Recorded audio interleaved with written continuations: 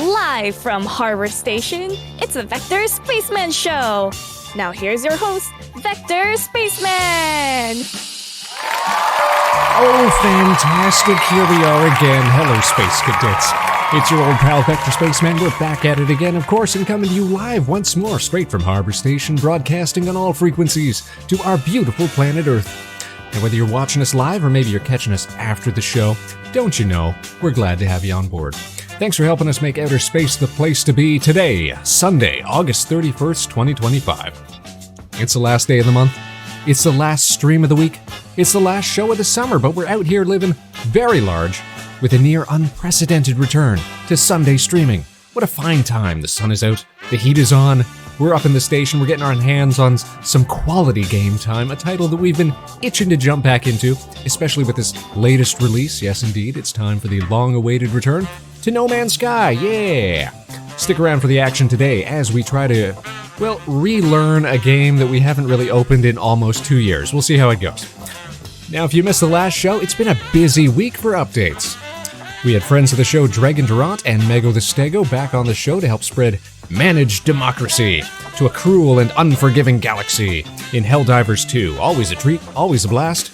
And the game's got another big update dropping next week, so perhaps we'll even see them again shortly. We also had the pleasure of showing up all over the place this weekend, recording for more Daggerheart sessions with Azabiel, streaming Nicktoons Unite last night over on Space Buffoon's channel, and even hopping in for some impromptu Gardic phone action over on Rumble Beach Show. Spaceman be all up in space and all over the place. He's a hard guy to keep track of. But if you want to stay up to date with all of our broadcasts so that you never ever miss a show, then be sure to follow Vector Spaceman on YouTube, on Blue Sky, and of course right here on Twitch.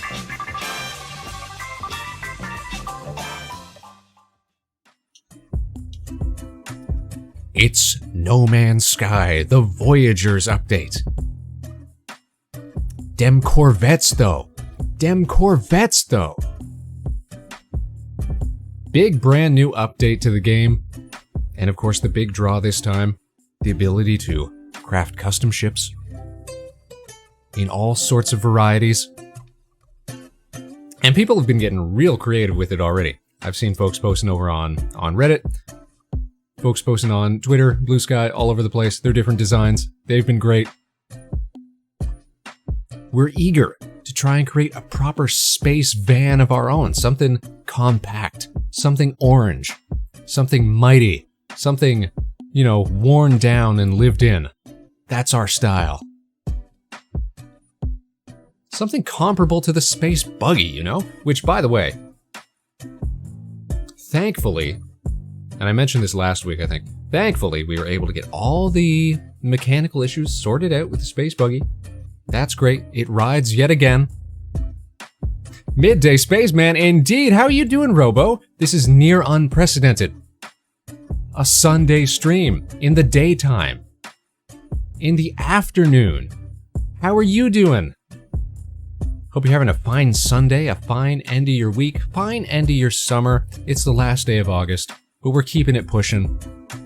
You're good, that's good to hear. And how are we? Well, we're eager. We're pleased. We're excited. We're ready to get into some shenanigans of our own. Vis-a-vis space business. Gonna jump back into No Man's Sky for the first time in almost 2 years. Start up a fresh game, see how things are, and hopefully get to the point where we can start putting together a little custom Corvette, a little custom spaceship of our own. Because that's the big draw of this latest update. And people have been so creative. I've seen people trying to recreate ships from other different, franchises, like Star Trek, Star Wars, Halo, that sort of thing, Aliens. The classics, right? And then some really great designs that are just unique. Seen people making use of all the different, existing, decoration tools, which turns out you can mix and match with this new system to create moss-covered ships and stuff that's got stonework on it. Really cool stuff. Saw one where fella made his ship look like a like a mecha almost. Real cool stuff. I hope your tabletop shenanigans go well, though. Those are always fun. We were actually playing some Daggerheart this week, over on friend of the show, Azabiel's channel. The first of a two-parter. Expect the full release of that in the coming weeks. Hex yeah. I feel like the only reason I'm enjoying Daggerheart so much is because of how well integrated its like online character tools are. If I had to, you know, read through a bunch of PDFs and assemble a character sheet just all on my own, I'd be a little more hesitant to get into it. Still on that cyberpunk kick, yes! Yes! That's still something that I want to get into someday. I just know it would appeal to me. In fact, any setting that's like modern-esque appeals to me, I think. More relatable, I guess. Not that I don't like fantasy settings and stuff like that, and like far-off space stuff, but I like a little more grounded setting. You know? It feels more unique in a sea of fantastical settings and scenarios and what have you. You know? Give me a problem where, you know, I have to take the bus to get somewhere. But I hope you're having fun. I hope you're enjoying it. The space van is going to ride again tonight, so we're starting a fresh new save just to reacquaint ourselves with how things are going. I'm not sure how deep in the game we have to get. I know we're going to have to at least make it to a space station before we can start to mess around with the new Corvette system. But if we're enterprising, we should be able to get there in short order. We kind of remember the flow of things. And all the while, of course, we're going to be kicking it with the Space Cadets. You guys let us know how your day's been going, how your weekend's been. Something different about driving a motorcycle as opposed to riding a unicorn. Exactly. And I'm the type of person who would also want to know, like, how much gas have I got in the tank? I'm the type of person who keeps track of all the minutia, you know?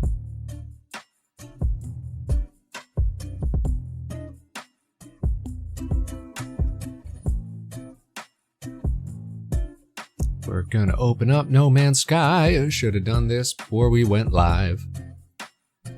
Should put on my gaming hands, huh?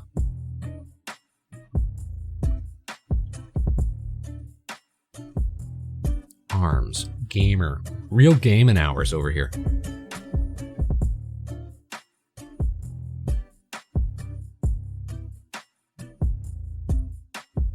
My mouse feels sluggish. Can I change that? Let's see.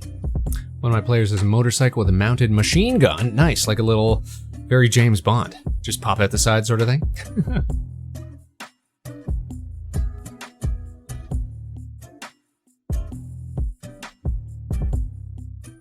And he drives it around in outdoors combat. It's great. At that point, yeah, that's like the closest equivalent to mounted combat, right?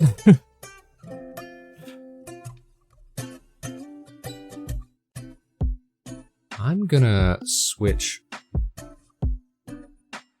all my stuff from ultra to high, because I feel like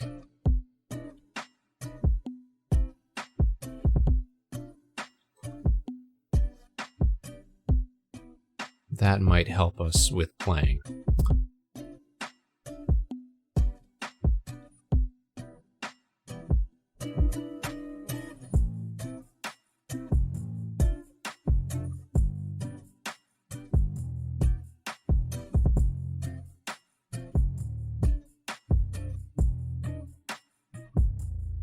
And I want to see what mouse smoothing is like. I don't like that at all.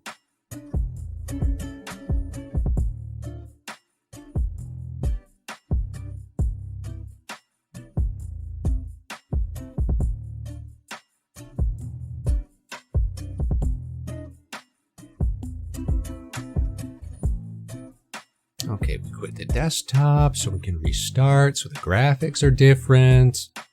Bear with me here, folks. It's a new update. I've been watching a bunch of folks play this all weekend. Been watching Palm play, been watching Izzy play. Been watching a bunch of rando streamers that I've never heard of just so I can get drops. Such is life, right?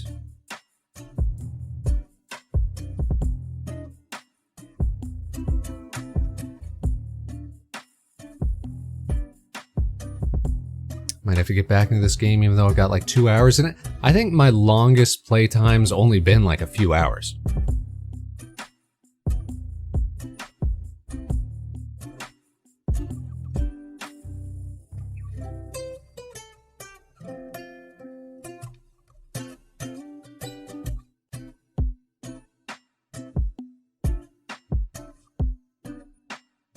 Because this is what I tend to do.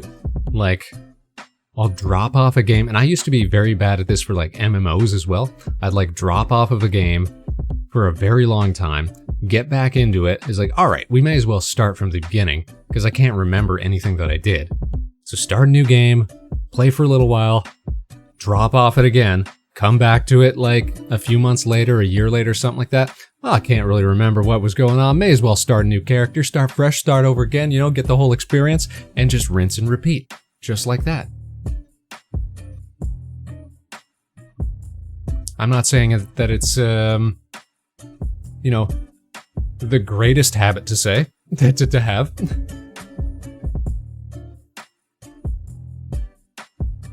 Alright, looks like we are good to go here. Let's head on over to the gaming screen. You feel that, Goblin? You feel that? I can't be the only one who's like that, right? Alright, let's put on the game capture. There we go.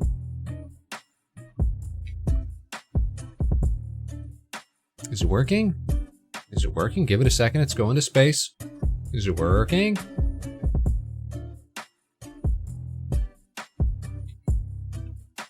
There we go. Why is it all sized funky? There we go. No Man's Sky.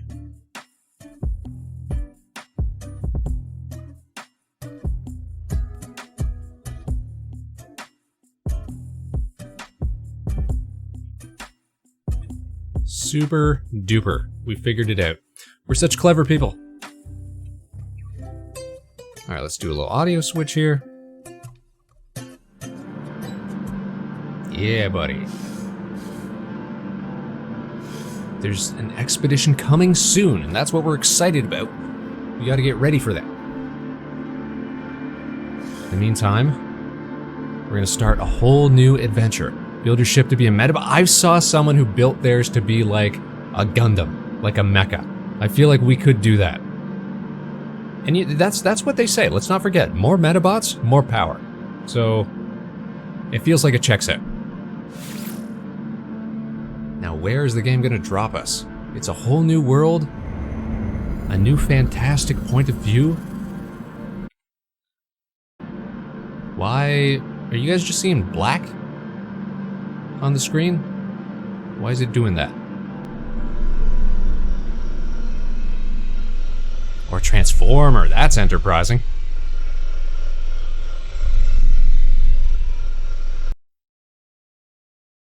Very midnight, right? What is going on here?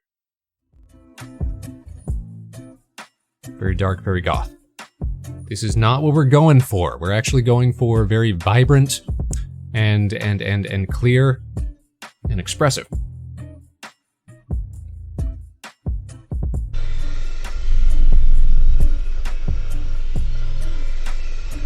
What happens if we begin the initialization? I know you guys can hear that, but we can't see anything.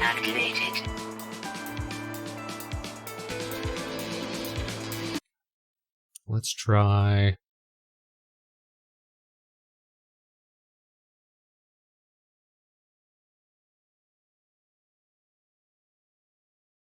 Could just do a... Oh, wait, hold on.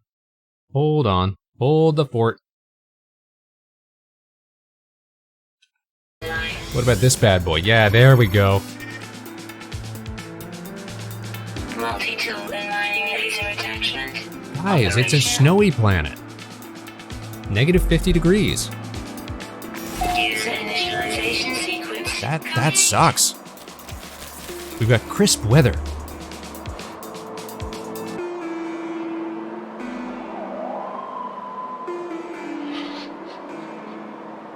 Thermal protection. It's Space Canada up in here. Roll around the snow. Yeah, make a little snow angel. Alright, let's find sodium. My scanner's damaged. I need dust. We need to gather dust. I'm in first person mode. How do I switch it to first person mode? Oh, not that. Let's go to our options. Let's go to our controls. Let's remap our controls. What is the...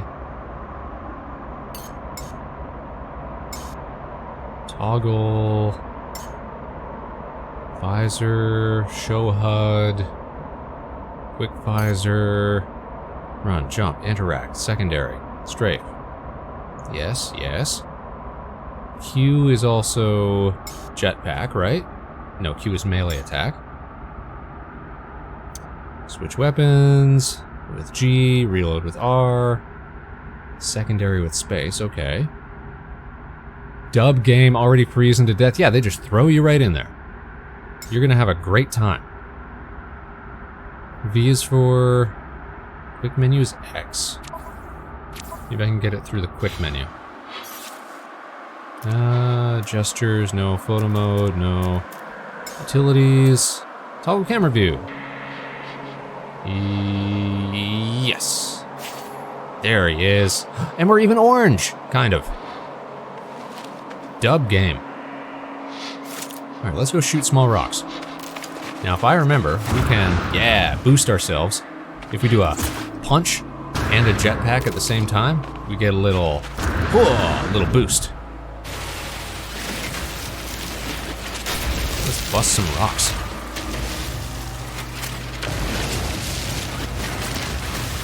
We gotta be speedy so we don't die of hypothermia. Try to take dust from a bunch of different spots so it looks natural. Leave no trace, you know?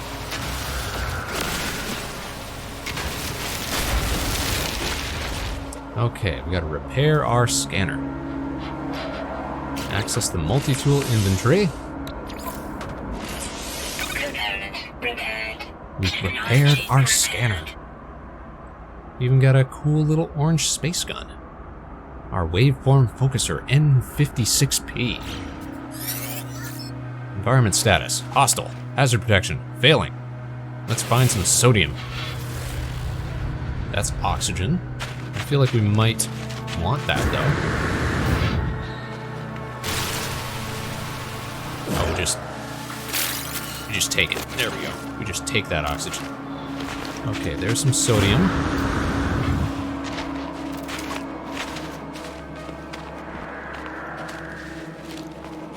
We got sodium-rich plants. Thank you. Recharge our hazard protection. With sodium. Recharge in the quick menu or in the inventory. Recharge hazard protection. With sodium. Nice. We did it. We beat the game, you guys. That's No Man's Sky for you. We've got critters. Starship signal detected.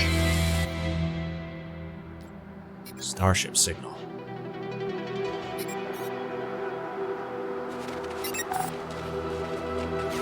Now, I know that we can do quick scans, but how do we actually start scanning critters and rocks and things like that? I'd also love some dihydrogen, don't mind if I do.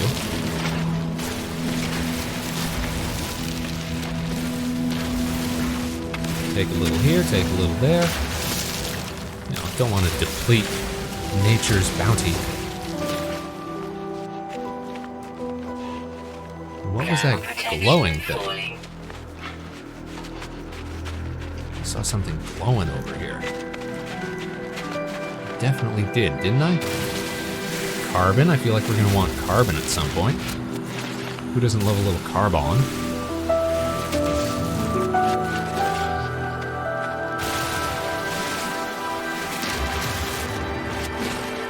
What do we need to recharge our mining beam? Because that's sitting at a crisp 21% right now.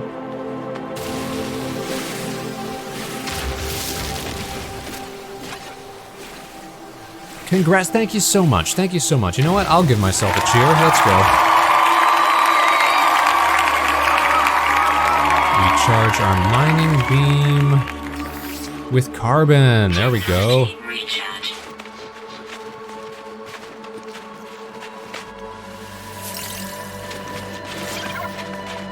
I knew we were clever. More carbon plants. I'm sorry, did I upset a critter? Look at this guy. He's got wings and he's got legs. He's got like bug wings.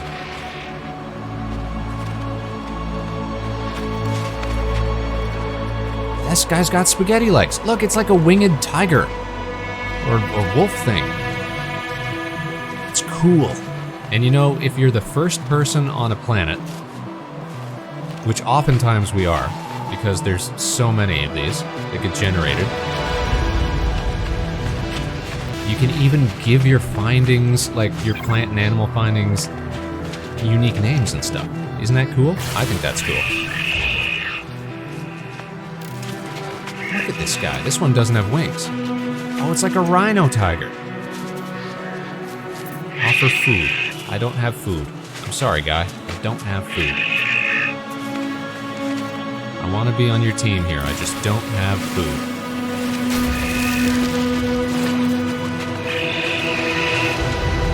Now this, look at this. It's like a giraffe, lizard, crab thing. Is it technically an MMO? Not like by design,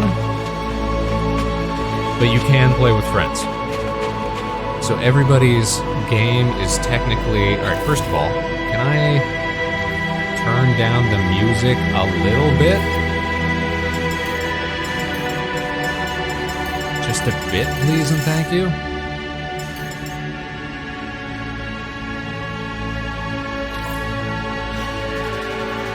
It still feels loud. Like, you can play with friends.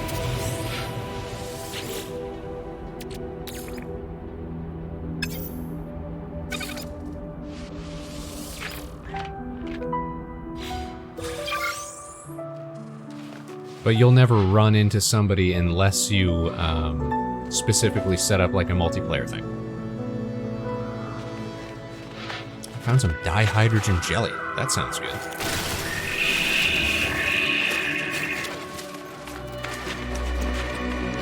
Over this here ridge, yonder ridge, these just look like pine trees. These are just regular old pine trees. But ain't they full of carbon though?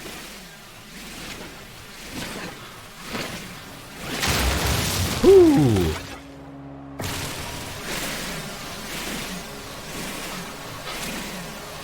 Our mining beam requires carbon, so we use our mining beam to harvest the carbon tree to get more carbon so we can harvest more carbon tree. I also need to charge my hazard protection. I need another sodium deposit, once we can find one.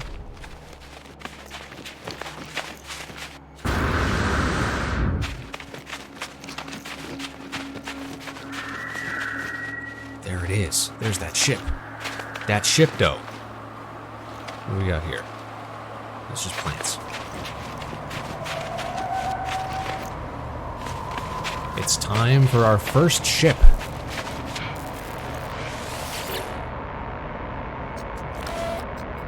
Iteration 231187661T. Boundary separation failure likely. There is, of course, deep lore to this game.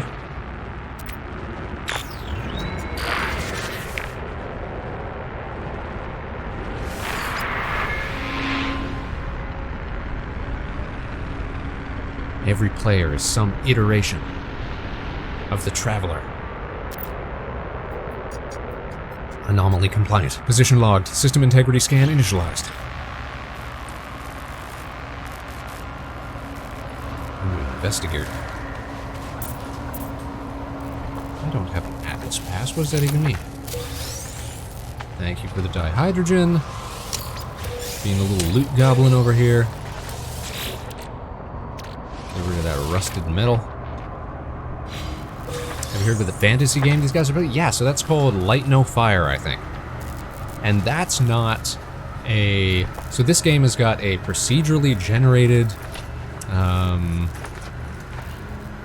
series of galaxies with a total of like some 100 quadrillion different star systems, which will all generate exactly the same on everybody's different computers or systems. Because that's the nature of procedural generation. It's all just calculated. So it's not, you know, mapped out ahead of time, but it'll all get calculated and procedurally built the exact same way if you were to go to the same place. So that's a clever way to do it. But Light No Fire just has one world that everybody shares. But it's scaled to like the size of an actual planet, which is wild.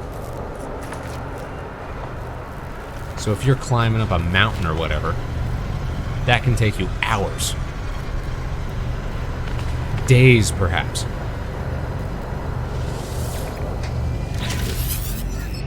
And I'm very excited about that one because it looks very cool. I'm going to buy it as soon as it comes out. Because if it's going to be anything like No Man's Sky, then it's going to be one of the best value propositions in a game that you could possibly get. It's super exciting. That's an easy, no regret, day one purchase. Atlas connection, intermittent. Launch thrusters. Offline, not my thrusters though. Man. Alright, let's take a look. Let's take a look at these thrusters. Pulse engine. Offline. I find myself alone on a strange world, unequipped and in danger.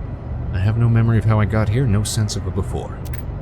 But this ship at least seems to recognize me. The controls react to my touch, or at least to that of my exosuit. I'm not dead yet, and this ship is a lifeline. Out to the stars. Let's read the log. Log 4925A, unavailable. Substituting data. We're just making it up. Exosuit. Connected. Suggestion? Pilot should perform maintenance. Select desired repair path. Let's fix them systems. Self-guided repair protocols initiated. Alright, we need to fix our engine. We need a hermetic seal and metal plating.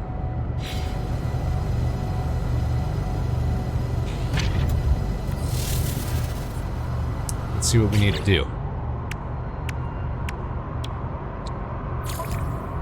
What do we need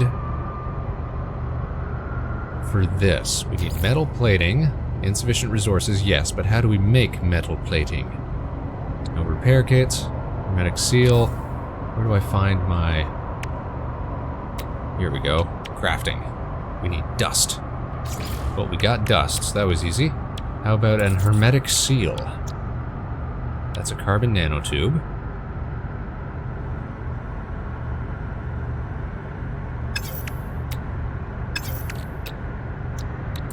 I don't have the recipe for hermetic seal.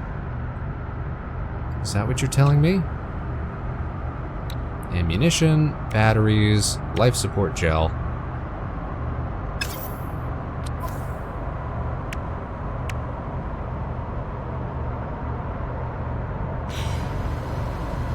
Is this something where I need to... Oh, what's this? Mix of crafted products, salvage items, and advanced refined substances. Repair metal plating. We can do that, right? We can do that.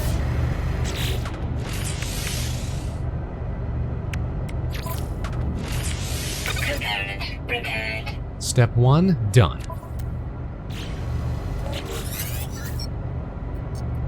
Iteration 2394829084224924924G. Functional. Starship critically damaged. Vital ingredients missing. Unable to synthesize required components. Both engines require hermetic seal. Yes, I know. We need assistance with this. Iteration comparison reveals hermetic seal nearby. Salvage planetary chart from distress beacon cache. Okay, we're going on a hunt.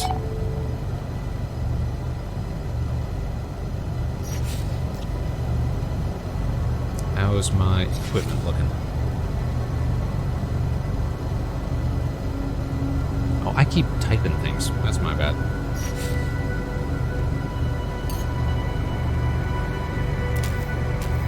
Launch thrusters. Pulse engines. No. Search the distress beacon cache. Alright, let's do that.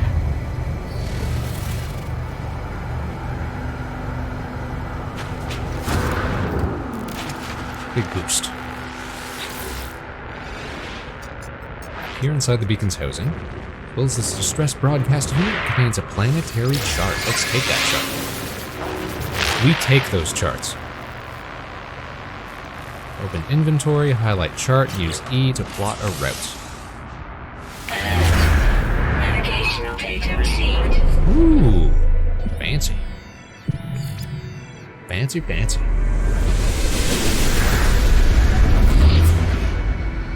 It's out yonder. Aw, man. Looks far. 900 units.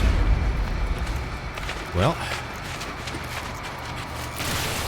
may as well use this opportunity to pick up some more sodiums along the way. Thermal protection falling. Because our thermal protection is falling. Sodium-rich plant, thank you.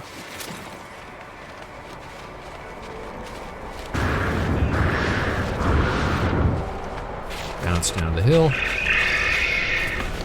Sorry, critters. Sodium-rich plant.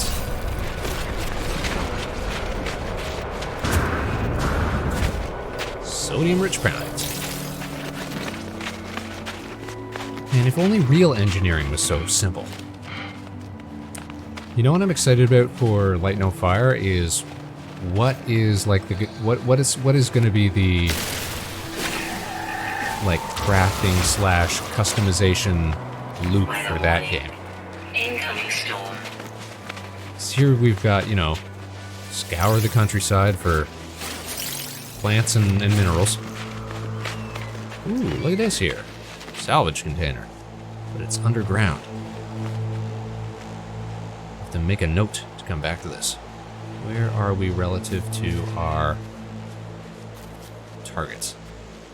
I hope we can find it again, because I don't know how to put down little waypoints. Not to worry, we have an impeccable sense of direction. But I don't think we can get at that until we can shape the terrain. Oh my god! We're going into the storm.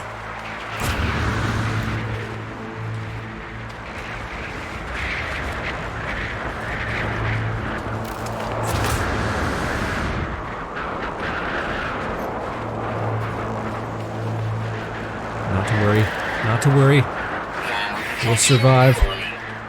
We've got sodium for days.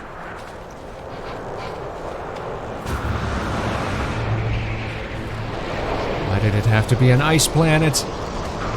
Why couldn't it have been a nice planet? Technology recharge. Thermal protection falling. But no, for the Light No Fire game, I'm wondering, is it going to be like magical based? Is it going to be still like fairly mundane crafting? I don't know a whole lot about it. I'm excited. Let's take some rusted metal. Why not? That good dihydrogen though. Oh, thank goodness. Shelter.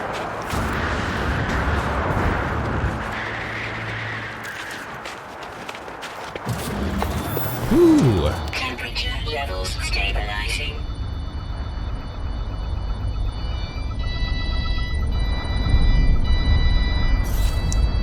we recharge our life support? We need oxygen for that. Okay. Technology recharge. Nice. So this is where we're supposed to be? Hollow Archive? I'd love if Light No Fire had some sort of settlement building in it so I can live my real fantasy life. That'd be pretty cool. I mean, it's going to have the scale for it, right? Storm clearing. And I'm assuming, again, that it's going to be like No Man's Sky, where it's single player until you want it to be otherwise. Because I imagine people are going to have a lot of fun, like, bringing in adventurers from their friends' saves and what have you, grouping up for stuff. But yeah, it also begs the question, like, what is the game about? Like, this game's got an exploration sort of storyline to it.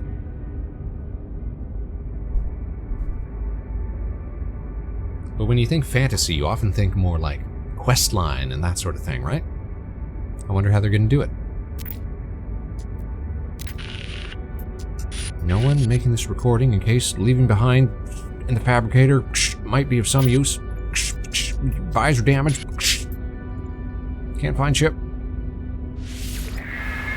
Log finishes and the machine whirs to life, spitting out supplies. I have the hermetic seal. I need to repair my ship. Whoever it was that led me here, whoever left this message, perhaps they found themselves in the same situation as I do now. It's getting hard out here for a spaceman. Storms, raging. Whoever built this little station clearly didn't make it.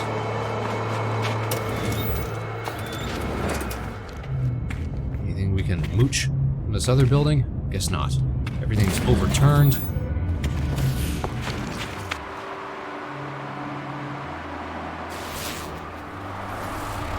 Now, the real question is, how do we find our way back to our crashed ship? Use Analysis Visor to locate Starship. Analysis Visor requires installation. We need carbon nanotubes. Okay. Listen, that's not even a problem. Ground protection falling. I make carbon nanotubes on the daily. Open the inventory tab to install the Analysis Visor. Technology installed. There we go.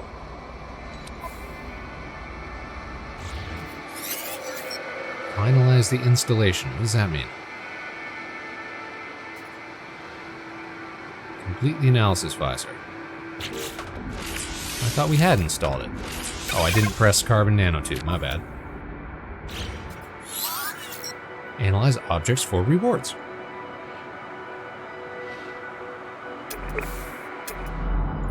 So look at these critters though. How do we zoom in and out? Oh, we zoom like that, okay. Click, click. So let's put this bad boy. Units received. Discovered by, look at that. Discovered by Vector Spaceman, August 31st, 2025. On Yonti. An Arctic planet, which was also discovered by me. That's cool, man. That's cool. Units received. And we get paid cash money for discovering stuff. We know what that is. We know what that is.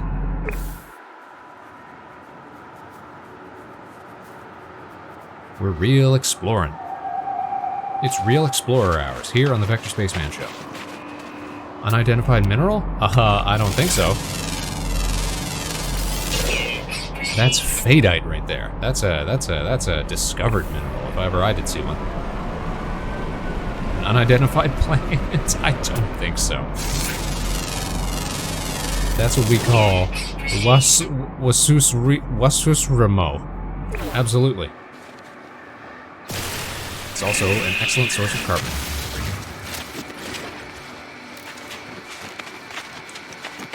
Now we scan. Pisgrite? Absolutely. It's real geology hours. Real botany hours, too. We're scanning everything we can. Unidentified plant, don't mind if I do. I also saw a bird go by. Where did it go? There it is. We're on the hunt.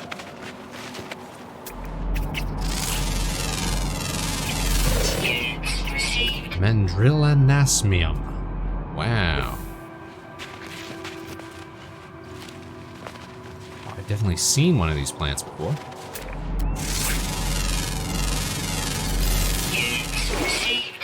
Buttermosky. An excellent source of carbon. Well, guys, sorry, but this is just the game now. Scanning rocks and plants and birds. You know what? I did just see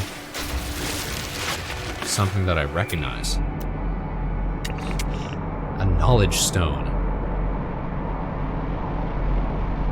So I believe those are how we learn, like, different alien languages and stuff. Ground protection falling. Which is very cool.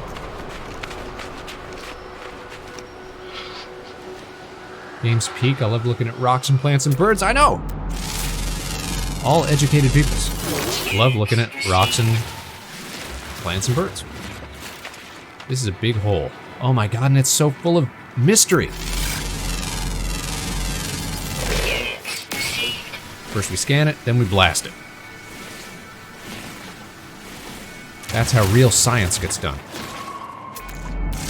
I want to scan everything I can on this planet. Leave no stone unturned. Leave no mineral unidentified. Advanced mining laser required. Well, how do I get one of those, man? I don't know what those are. And I think the game will tell you, like, what percentage of scanned things you've found on a planet.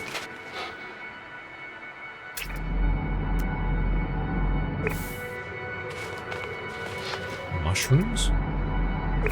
Can't scan mushrooms? Alright. Unidentified mineral. Where was it?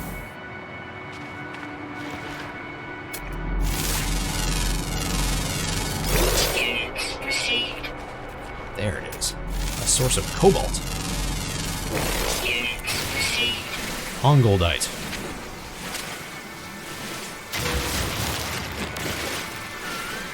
Perhaps, just perhaps, the random naming convention machine could have been worked a little bit, but you know what? We're not here to complain. We're here to collect cobalt. Ground protection falling. We also need to recharge our sodium levels.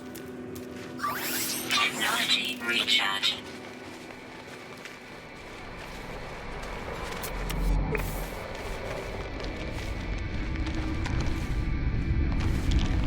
We love a little cave, though, don't we? What are these stringy things?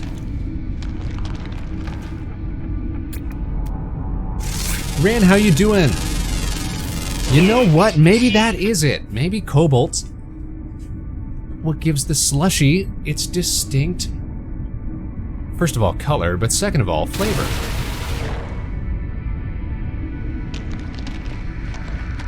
How are you doing, Ran? Are you having a good Sunday? Are you living out your end of hazardous flora? Oh my.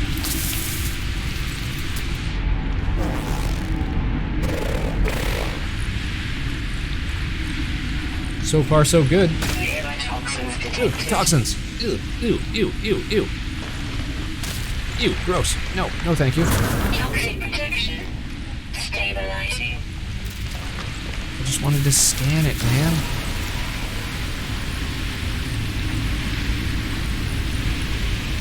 If it's gonna be so hostile, then I'm just gonna farm some sodium off of this bad boy. Don't mind if I do.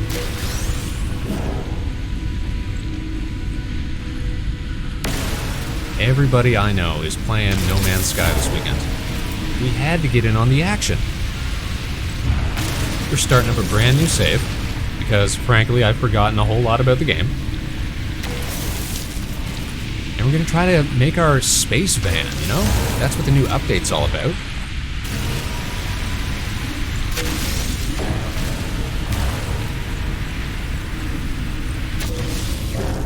There, safety.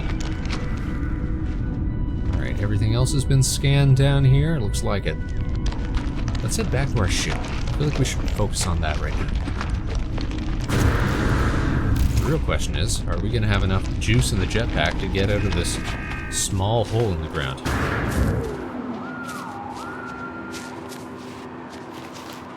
Maybe we give ourselves a little elevation to start, so we can give it like a running start. There we go. We did it. We did it. There's the ship.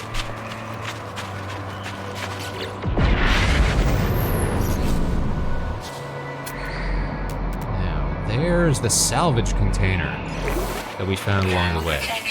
We're still not able to dig out the ground, though, I don't think.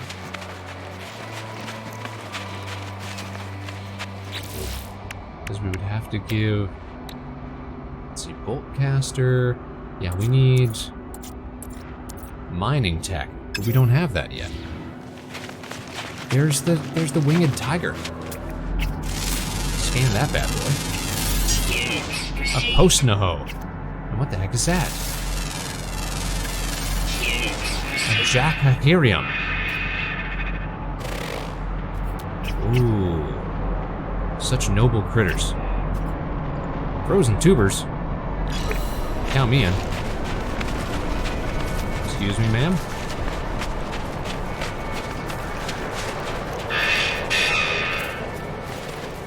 What do I even do with frozen tubers? We just get them. Sweet. And then we scan another plant. That's wise. There's a whole lot of talk about old save games getting corrupted by bugs in the patch and losing all the old work, so good to do a fresh game for now. I heard... Who did I hear talking about that? I think I heard Palm talking about that. The Crabado tree.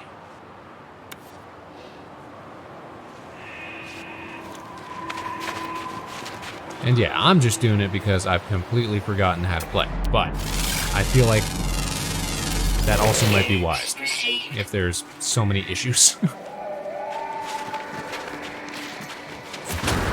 Unidentified plant? Excuse me? Excuse me?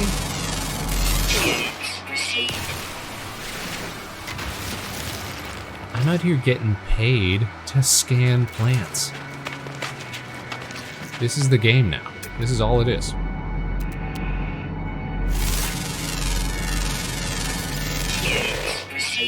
I want to discover everything I can on my home planet. That's fair, right? I was the first one here. I may as well get all the discoveries.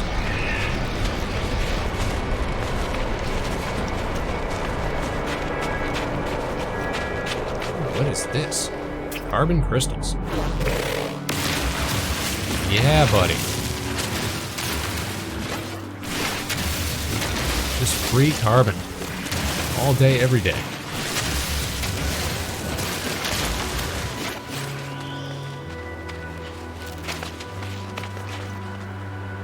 Do I know this rock?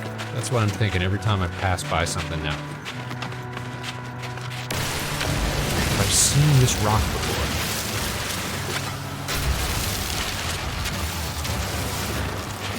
Is that some sodium plant? Looks like sodium plant. I need some sodium. Sodium.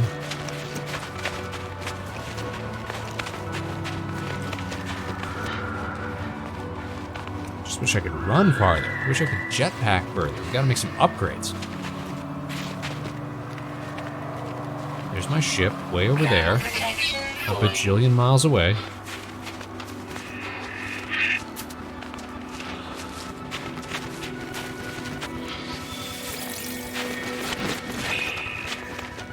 We stop for whatever sodium we can find. At least the animals aren't real hostile.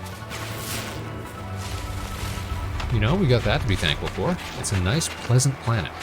It may be cold, ridiculously cold,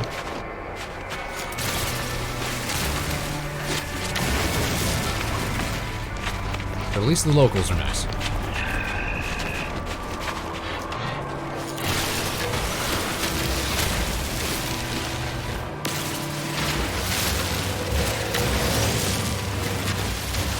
Picking up dihydrogen. Because who knows when we're going to need this. This is also what makes it a dangerous game to play. Which is that I'm always going to feel like we need to have resources. Frost ward. Hazmat gauntlet required. Ah.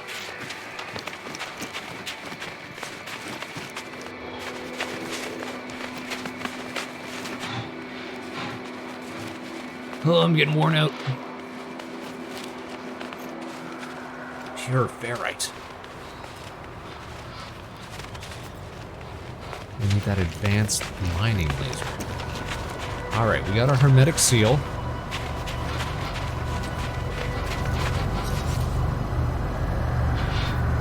Let's hop in this bad boy. Try to fix it up.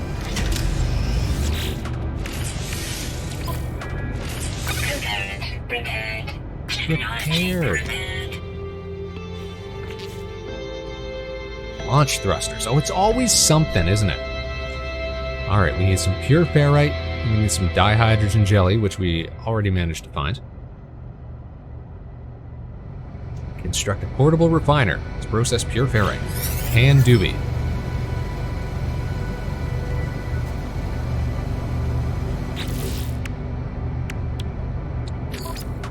We got that jelly. That jelly jam.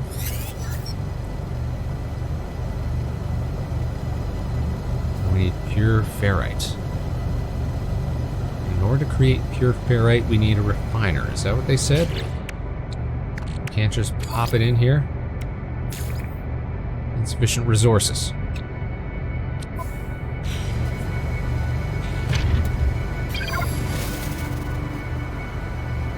So how do we make a refiner?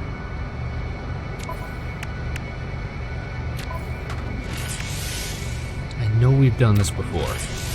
I don't want metal plating, no.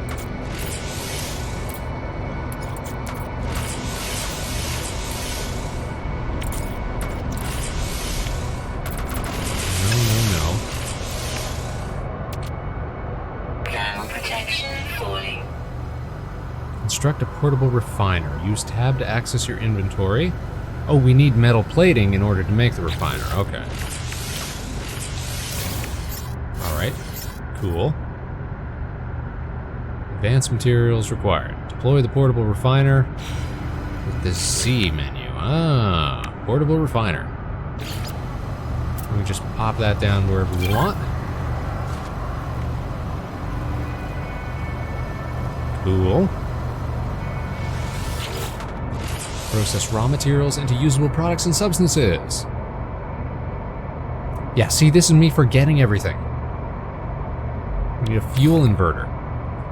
Collect carbon or condensed carbon to charge up your fuel inverter. Okay. Put some fuel in that bad boy. Then we put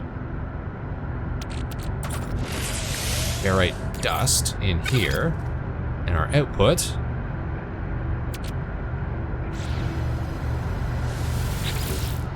So how can I split up a stack? Trying to remember that. If I want to say move and stack, okay.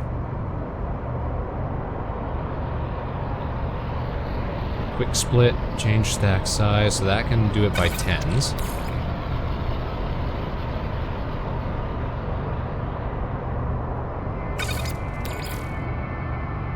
If I do a quick split, that just splits it into twos. Okay, now I've got a stack of 50 right there. Pop that in. It's a 1-to-1 conversion ratio. So that'll give me 50 pure ferrite. Baller. Okay, can I take my carbon back?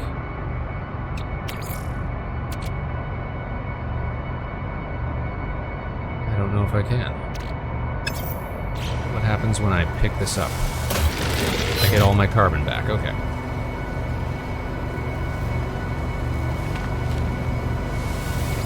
Let's repair our launch thrusters.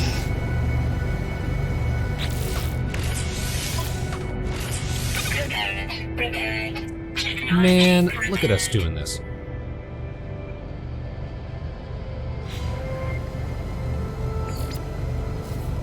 It's all coming back to us now. Seek answers among the stars. Use W to take off.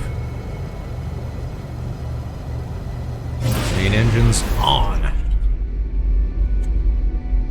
What is the view? The quick view. The quick camera change.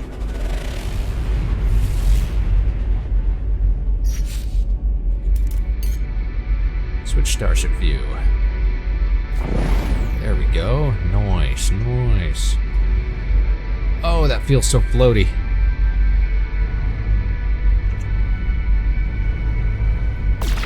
Oh shoot, we got guns.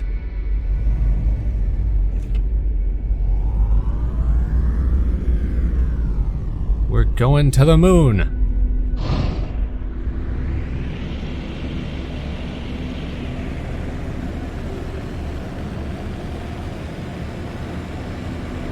Are we among the stars yet? Did we get out of atmosphere? Almost.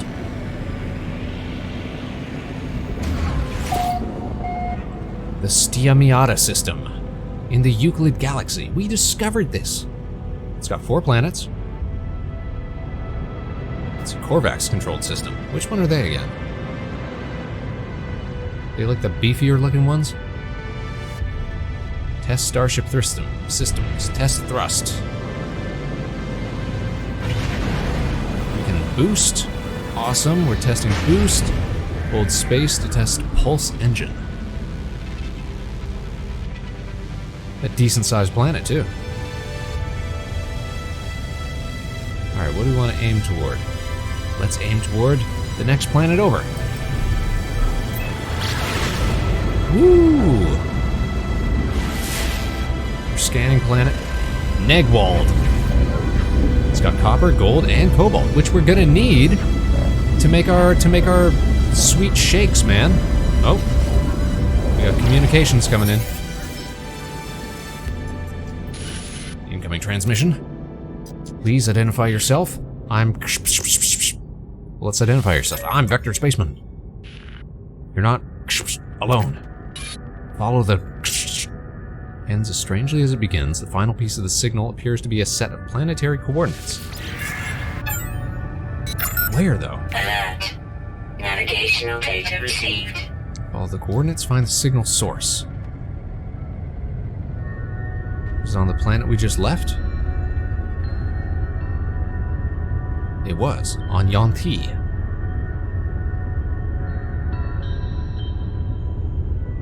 Alright, let's autopilot toward the source. Approximate arrival time, 10 seconds.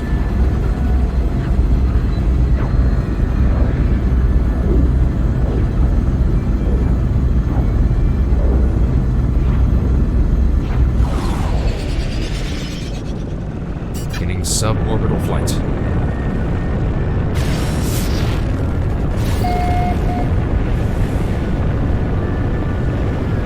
Slow our approach.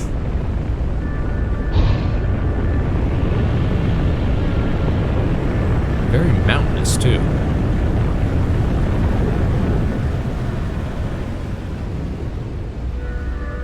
Approximate location. See a knowledge stone over here. I'm pretty sure that's a knowledge stone.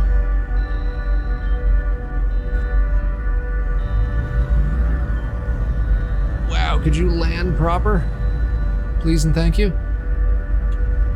This looks kind of flat. Bow. Okay.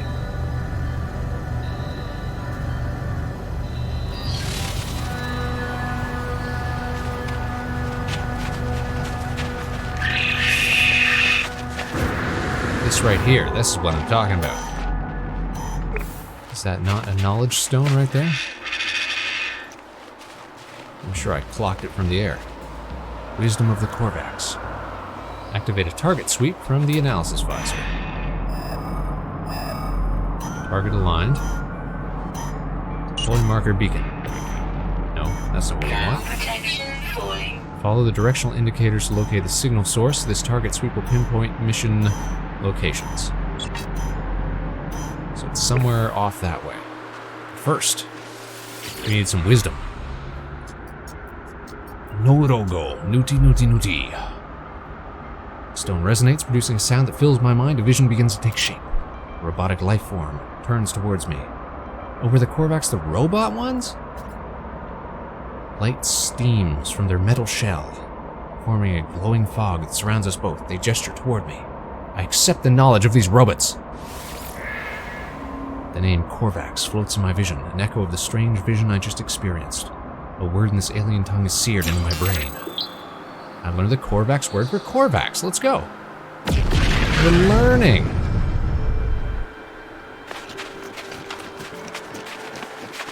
Vector Spaceman.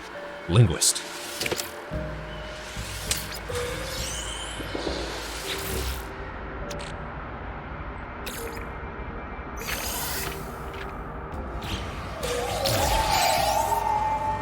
Vikine effigy. So joke's on us, guys. We're actually just playing... what was that movie called?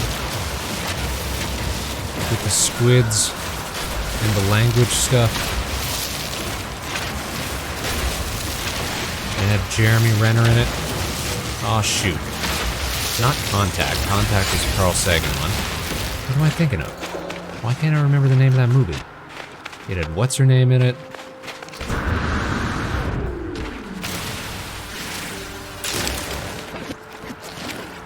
Aw, man, I'm out of mining beam.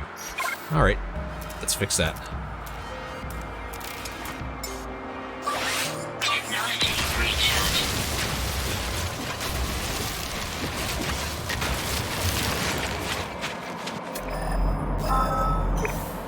This way. Oh, it's got to be this here.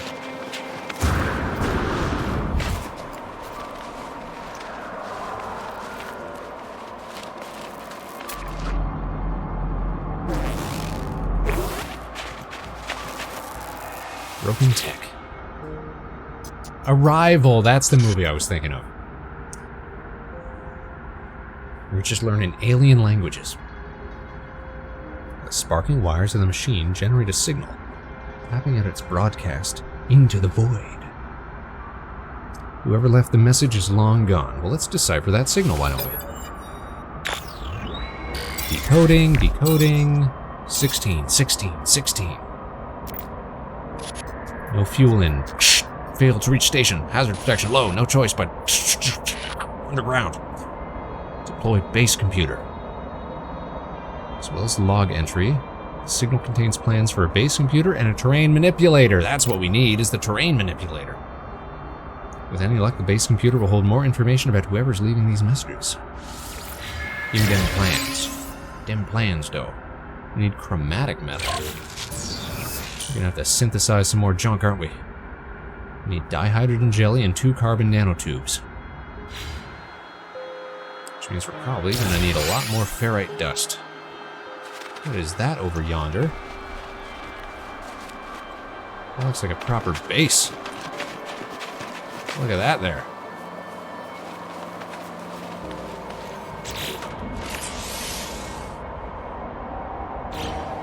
Select terrain manipulation mission in the log.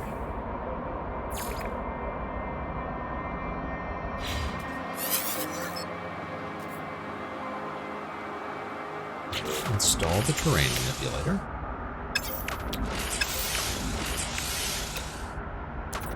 Technology installed. Alright, we need tubes, and we need dihydrogen jelly. We can just make dihydrogen jelly, I'm pretty sure.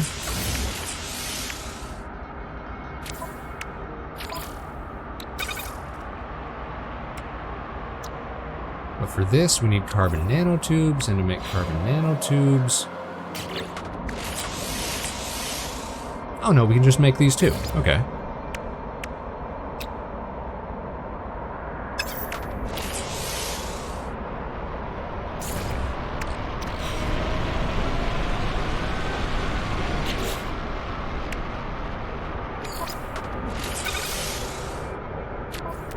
Easy peasy.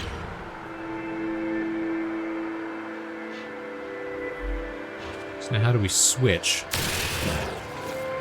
By pressing G. There we go. Ground protection falling. Manipulator mode, create mode, flatten mode, restore mode, mine mode. Awesome. I'm all about that mining mode. So now we can make a hole. We can fill a hole. Look at us go.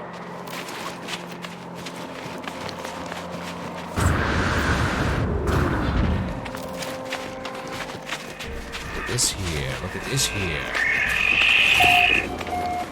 Camp Hopage. We've discovered an area. I love these, like, pre-built bases. They always look so much better than anything that the game will actually let us make. Units received.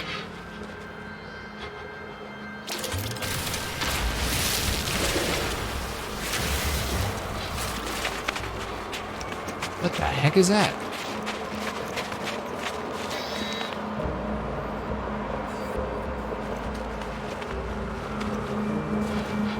It's like a robot. But it's not like a sentinel, is it? Just a fella?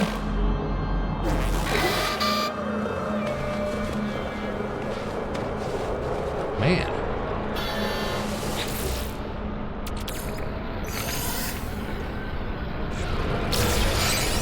Get some gear, get some loot. Save and charge.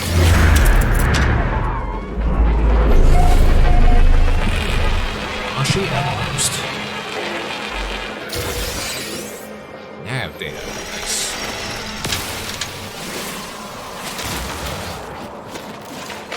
Think maybe we should get inside. It's getting a little chilly again.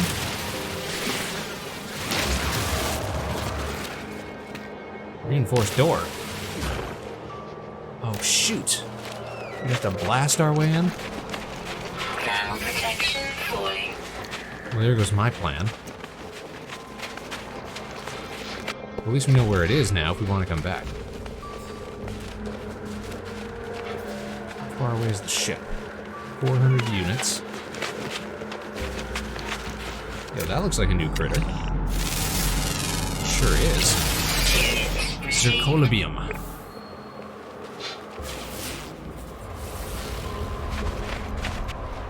Another cave. A new fantastic unidentified plant. Units received.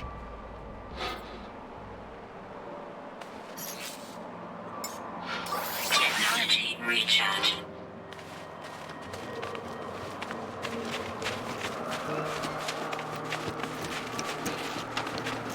Another wisdom stone. Learn the Corvex word for traveler. That's like me.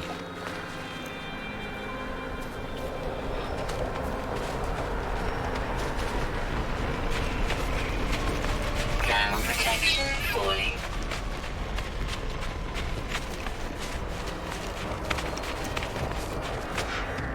Seen one of these, haven't we? Yes, we have.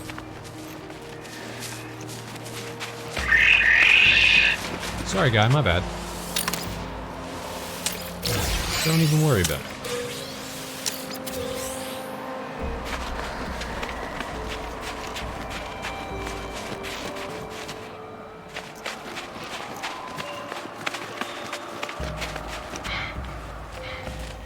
Some of these rocks I hate. They look like knowledge stones. But they're just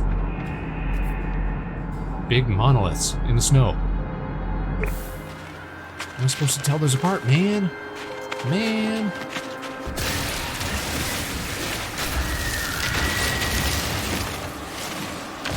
I seem to recall that dihydrogen is an important element. Hey, Barrels, how you doing? Happy Sunday. Hope you're well. We're playing some No Man's Sky today. And do you know why? Because there's a great big new update that just came out. We're gonna try and make our own fancy space van if we can. Hazardous flora. Alright, can't interact. I hope you're having a fun Sunday, though.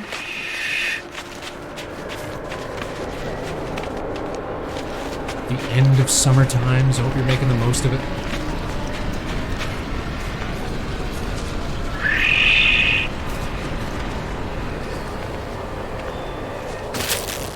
Ow.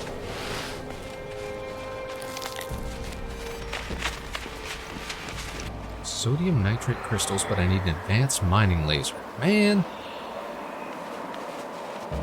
Heard the update changed a lot. It changed a lot and it gave us some great new features.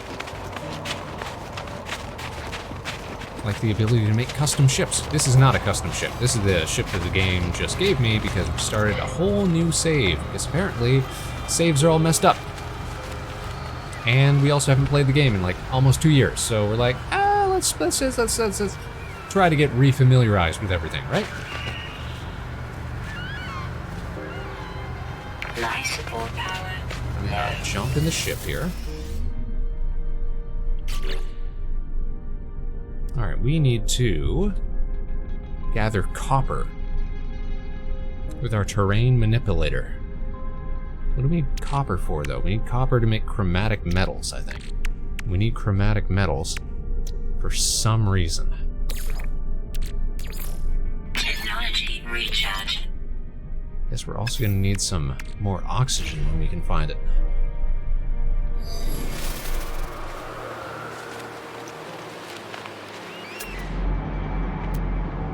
Alright, let's see here. We're looking for copper deposits. Nice. Is there one that's close by? Is that the closest one? Yeah, we're kind of in the middle of everything, aren't we?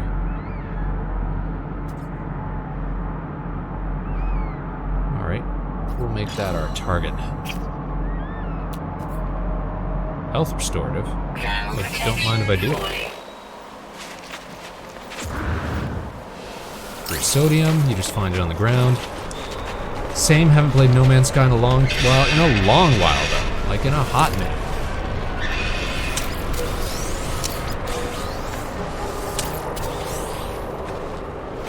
I need oxygen, please. H is for oxygen. H2O. No, it's for hydrogen. Dihydrogen. Which is still cool, just not precisely what I'm looking for right now.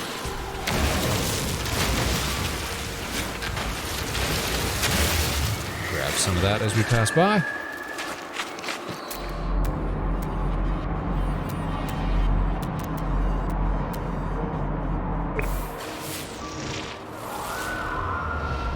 O is for oxygen. There we go.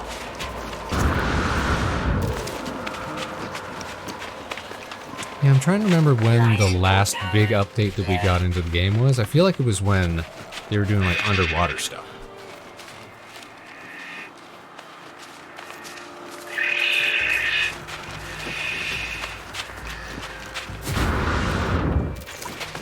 Just a teeny tiny bit of oxygen. Oh. Just a pittance. So hopefully that'll last us for a minute. Oh yeah, there we go.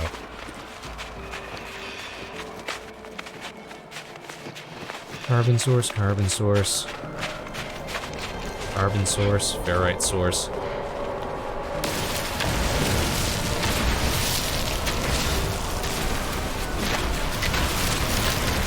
But yeah, once we get to the space station, I believe that we are going to be able to try crafting our own ships.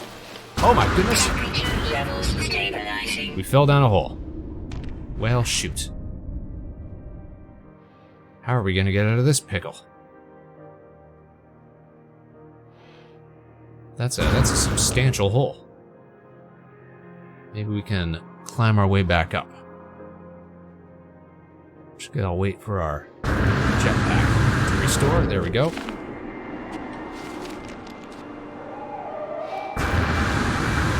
Whew. That was a close one. That's why you always gotta watch where you're walking, Space Cadets. Space is no joke.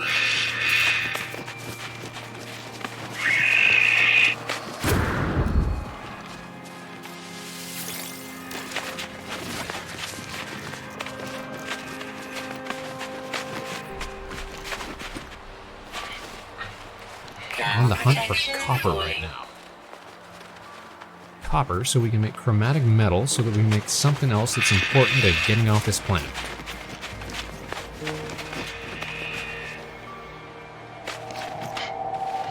There it is, a big hunk of copper.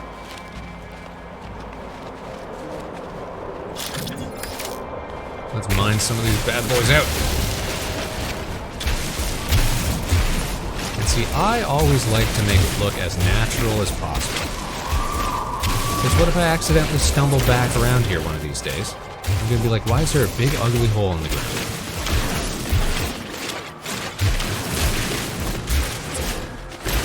Also, if you don't get all of it, then it just looks silly. And it'll keep showing up on your radar, I'm pretty sure.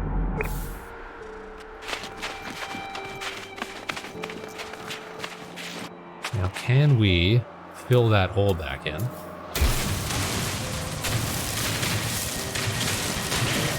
Everywhere that wasn't copper.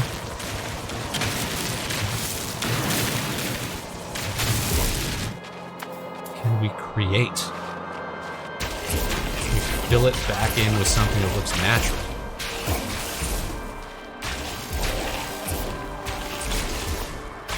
That's what I'm talking about. Leave no trace.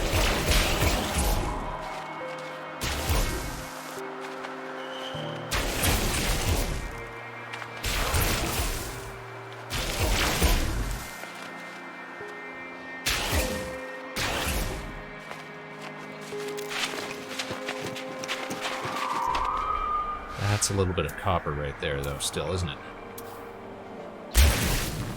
Yes, it was.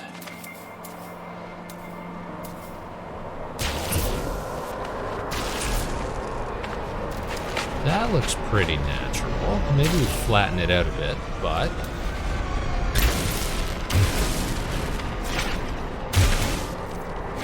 I mean, that's a little too flat, I think, but we're getting there. We're getting the right idea.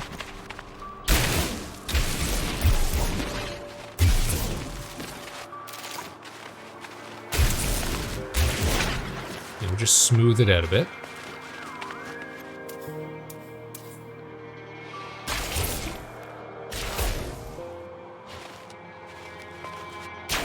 Not a big ugly rock, but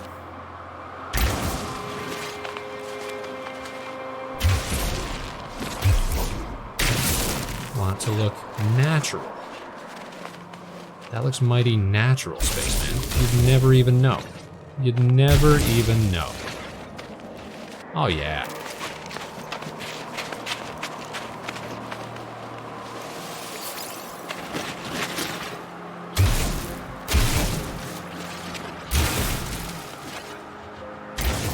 Beauty, bud. No one will ever know. Also, don't tell anybody, Space Cadets. This is our little secret. Alright, we got our copper, and this is an important ingredient for the creation of Spaceman slushies. Our ship is somewhere over yonder. We may just try to do our refining on the spot, since we do have a portable refiner. Your spacesuit is sealed? Good, good. Not simply because safety first, but also because we trust your discretion. Ships. Ships in the night. This is one of the coolest animals I think we've seen on this planet so far. It's like a tiger, but it's like a dolphin, but it's like it's got wings. 10 out of 10. What a laugh. Oh, we discovered the outpost again. Awesome. Where my ship is at. There we go. I want to get in the ship so that I don't die of exposure. So I think we're going to run an ad. So we're going to head back to the station for that. Yeah. There we go. Ba-da-ba-da-ba-da-ba-da-ba-da-ba. So we're just going to hang out for a little while. A few minutes, we're going to be right back after this. Get a drink, get a snack, don't go nowhere. The show continues right after some ads.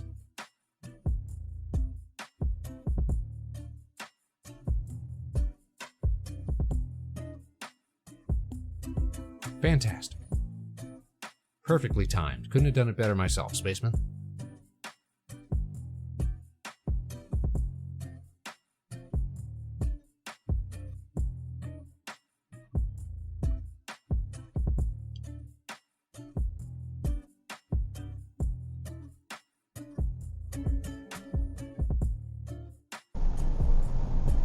Just press exit so that, there we go.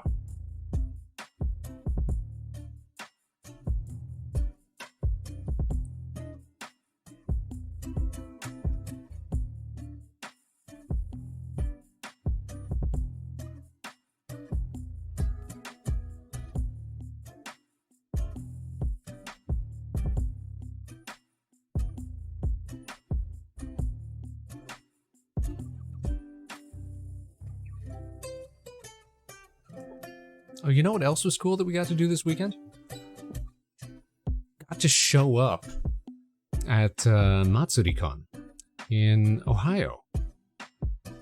Thanks to the efforts of Koryojo's mod team. They put me on a little, like, iPad walking around the concert. Or not concert, but the convention. Meanwhile, Corey and some other streamers were doing a concert, which was very cool. Got to watch that.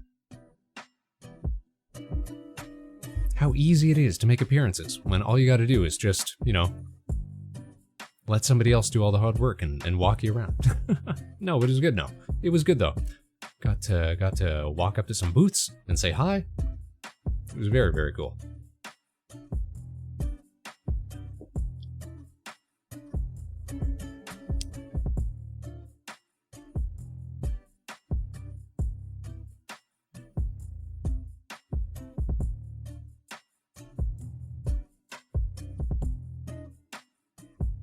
Corey, by the way, who is getting a 3.0 model this coming month, the 20th of September, so make sure everybody tunes in for that. Oh, you went to your first con this month too? Nice. What day is it again? Yeah. Where are we? What are we up to?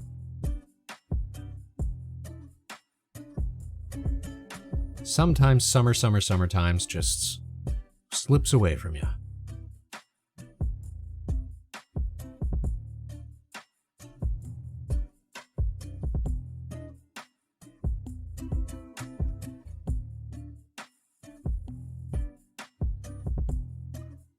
What type of convention was that, though, Robo? Like your standard nerdy, anime, sci-fi sort of mix of thing? Oh, and it looks like we're back. We're back and we're back at it.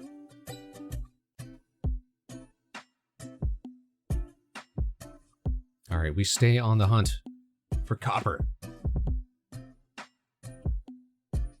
We're on a quest. Let's head back over to the screen.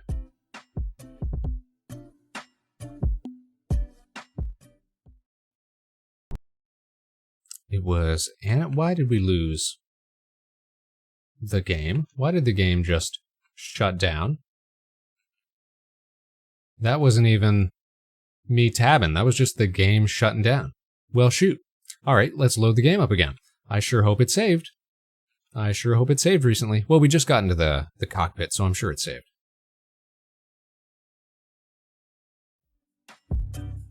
It was Animate Orlando, so a cartoon anime convention. Nice, nice.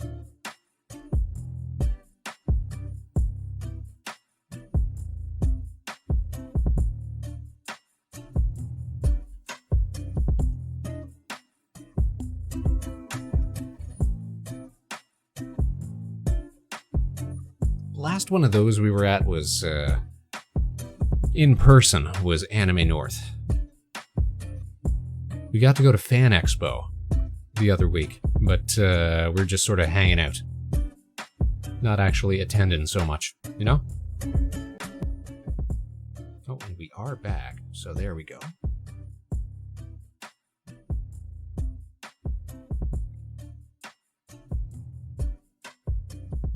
Something funky is pervading my mouse. Let's see.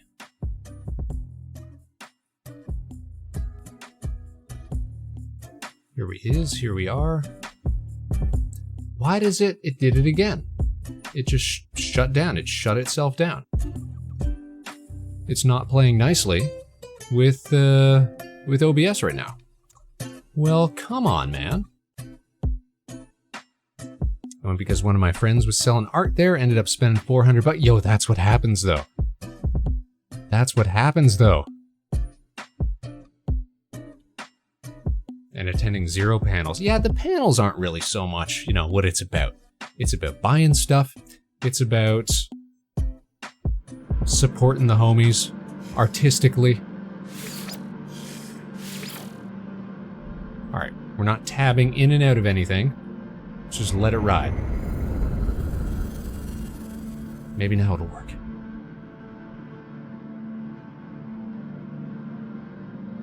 Ooh, look at all these systems. Ground protection falling. See, we're here. We're good.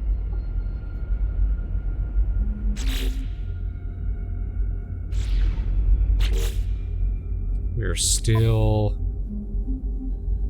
Establish a base, collect chromatic metal, use the terrain to mine copper, refine copper in a portable refiner to create chromatic metal. Okay.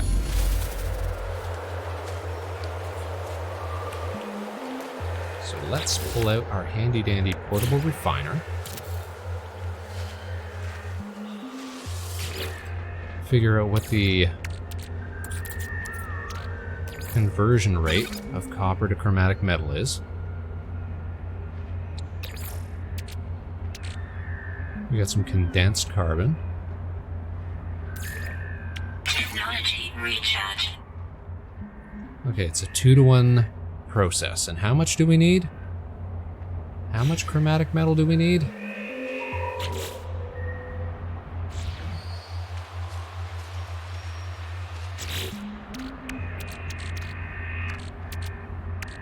Where's my copper at? Copper is... Ground protection falling. Did I put it all in here? Hold on. Yes, I did. Alright. My exosuit. Take a look inside my exosuit. Copper.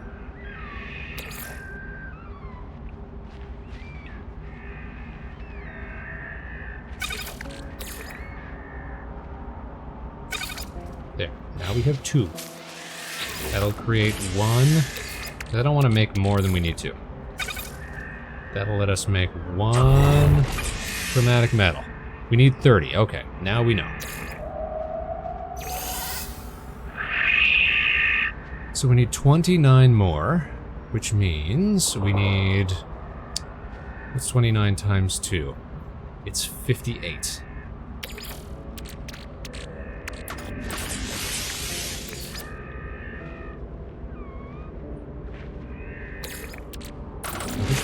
I wish there was a quicker way to do this. 50, okay.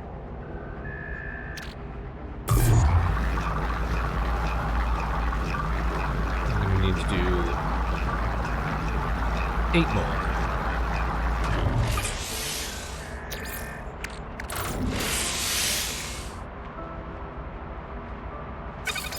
That's not very helpful.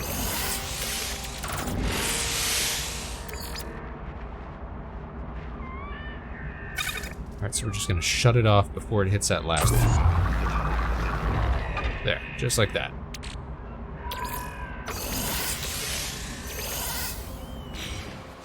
Okay, the base computer claims a site for construction. Find a suitable area and deploy the base computer.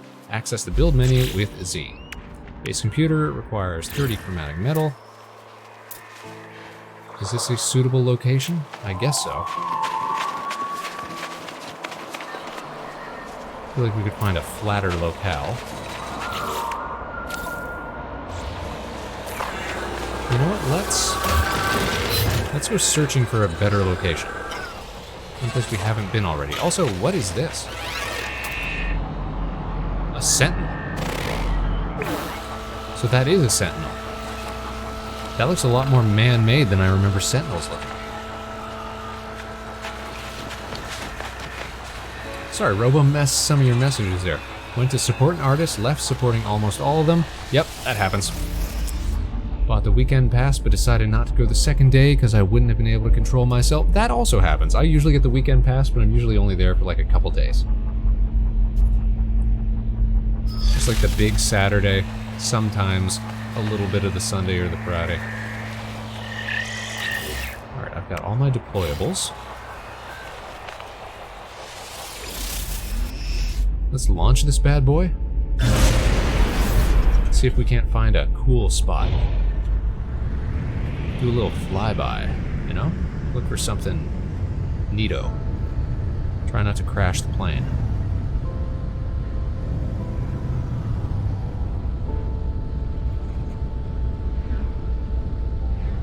Can I, whoops. I was gonna say, can I not just do like a free look around without turning the whole ship? Wouldn't that be nice? Wouldn't that be cool? Maybe that's the reason people play in VR mode.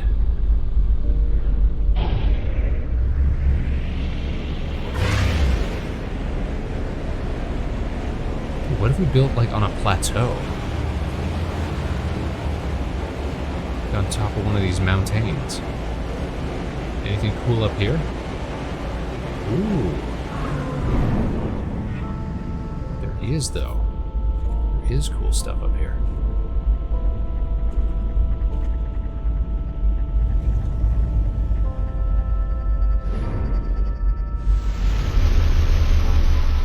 As long as we don't get trapped up here.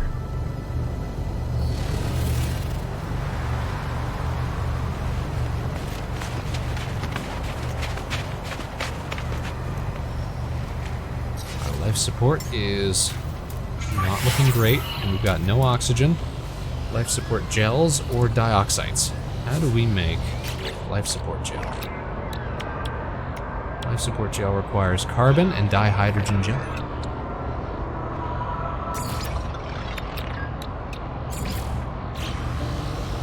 Okay, so now we should be able to charge that up when we need to. So we can make an oxygen supplement without access to oxygen, which is great.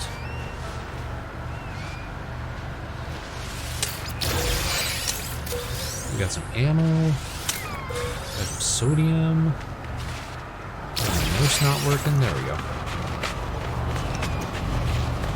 Another sentinel. Jeez.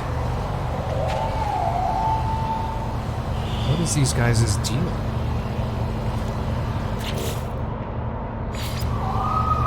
Down the base computer.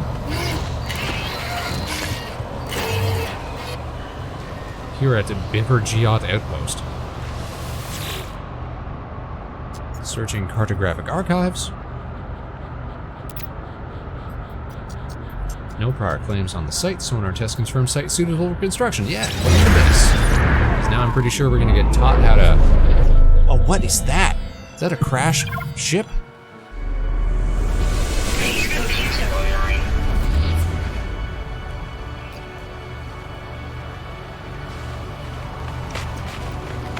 Is this? Resort deposit. Dioxides.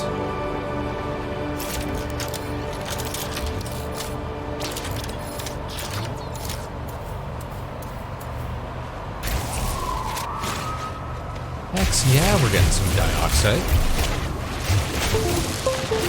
Oh shoot, what the heck? Our mouse just decided to disconnect and reconnect. Awesome.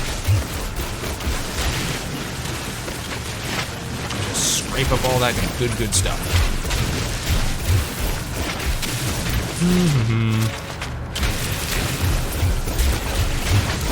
Take it all and leave no trace.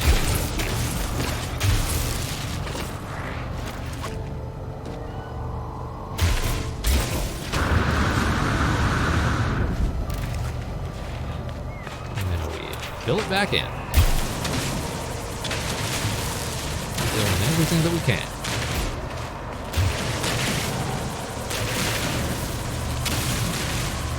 Yeah.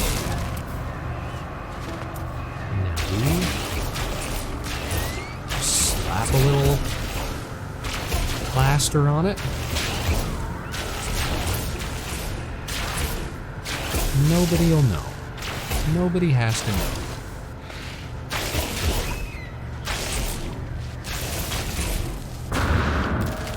I'm pretty sure, also, can't we increase the size? Yes, we can.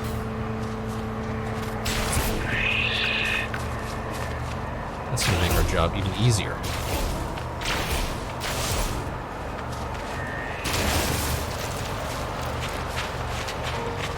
It looks a little conspicuous.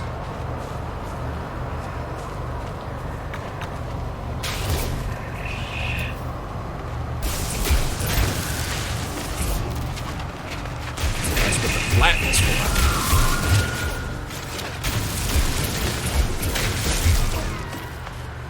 Just even it all out.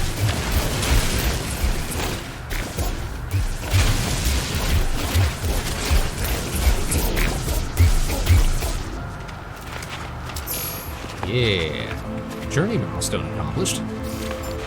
Don't stop believing, Spaceman. Thermal protection falling.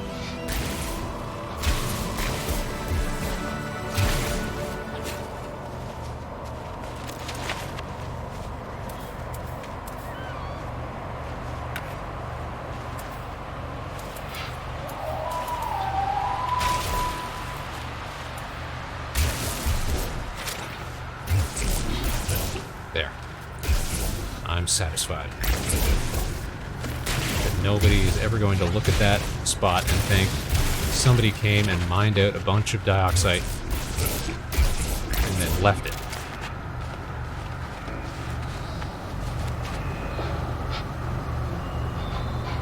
Alright, we're going to search base computer archives.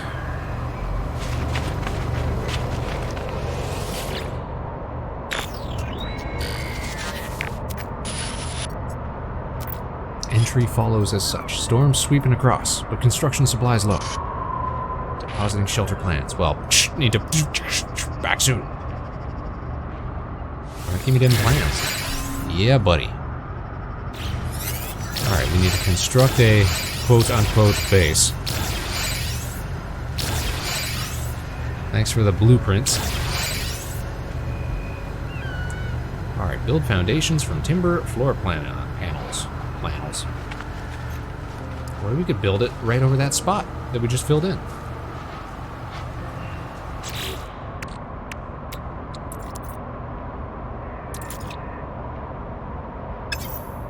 Is it under the Z as well? It is. Okay. This requires carbon. Let me raise this up a bit.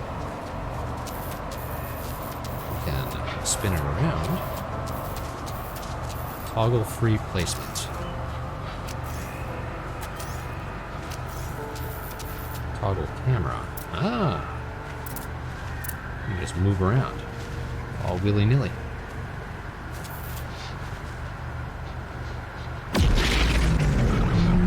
That's relatively flat. Perfect. That's a nice base. Build timber walls. We need 3 walls. And they snap. That's good. Wall. Wall. Wall. Weather warning. Incoming storm. Need a roof. Can't build a roof. Because I don't have enough ferrite dust. Alright, let's go bust up some rocks. That's not a rock.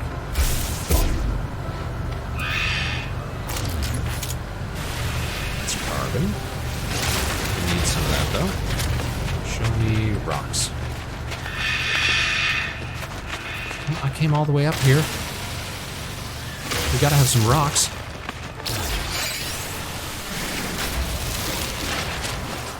Oh man, our protection is getting low, low, low.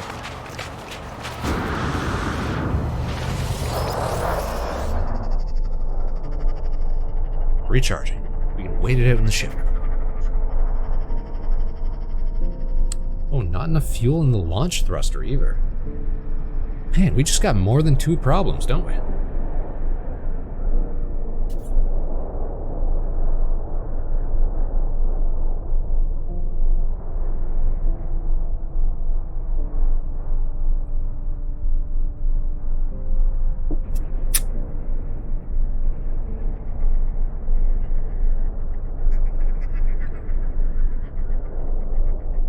Once this blizzard passes, we'll get out of here. Look at these critters.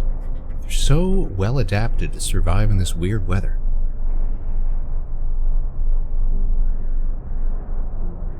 Maybe we should give them some proper names. Let's look at our discoveries so far. Here on Yanti, we have discovered 11 species of flora, 7 species of fauna, and 10 separate minerals. So this tells you how many have been discovered. So there's a rare underground species that we have yet to identify.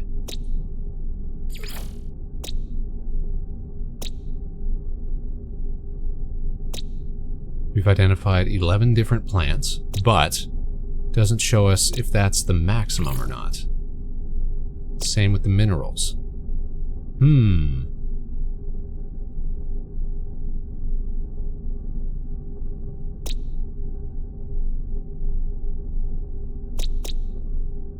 So the Korvax are the dominant life form on this planet. And they are the robots.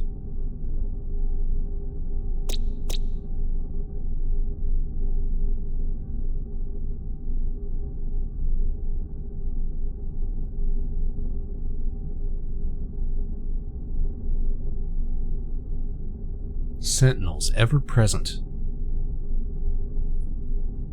Interesting what that dog-looking thing was. That quadruped robot. There's 4 planets in this system. I feel like we could get discoveries on all 4 of these. Were we so enterprising? Alright, let's hop out of the ship. Grab some tubers. Life support power low. Grab some sweet root. Why not?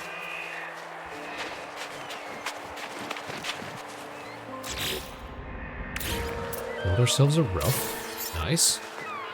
Now we need a door.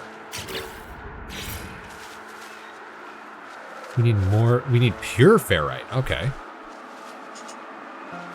Which means we need regular ferrite to start. Falling. Let's go find some rocks. Sodium. Big rocks, big rocks.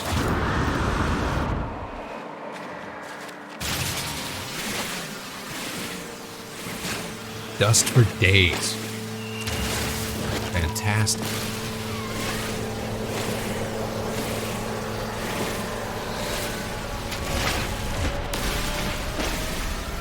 Take more than you need so we don't have to do this farming all the time, you know?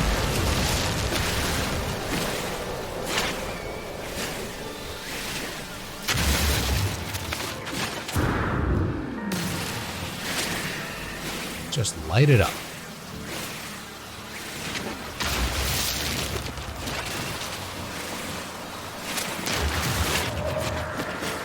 And I guess that figures why dihydrogen is so important, because we can use it to make life-saving life support. Jetpack power surge. Woo! Nice. So we're gonna have to drop the refiner here, so that we can refine some ferrite dust.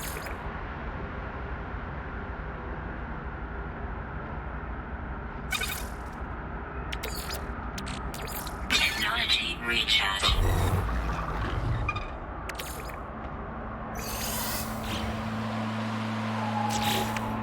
Now we should be able to make a door. Yes. Watch for open for us when we want to go in. Nice. Temperature levels stabilizing.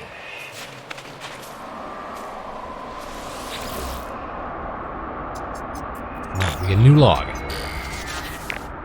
Additional archives. Construction largely a success. Recovered salvage data from nearby lands logged. Scans indicate additional subterranean devices. Beginning search. Chemium implants. Whoever recorded these logs had some success. I have access to their plans and perhaps I can learn from their efforts. A construction research station. Magnetized ferrite. How the heck did we make that? Earn new blueprints from a construction research unit. Expand your base with advanced technology and large structures. Power your base. Use teleporters. Sick. Alright, we need to create magnetized ferrite in a refiner. So not a portable refiner. Good thing the tiger bird's non-hostile. I know, right? Because it looks like it would be a menace.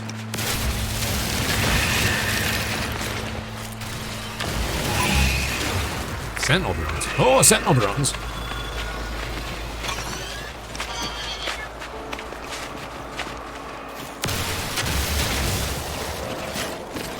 Sentinels hate when you mess with the environment. Oh, sentinel drones.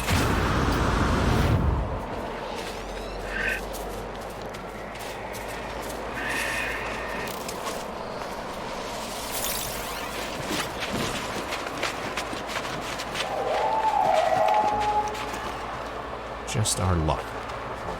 We'd have one snooping around here.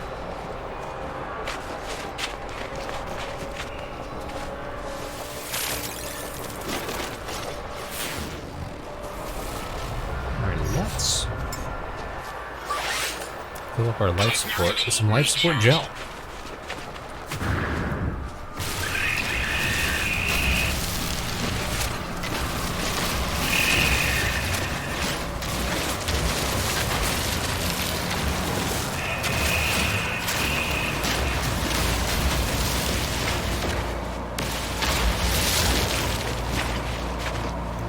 Okay, construct a research unit.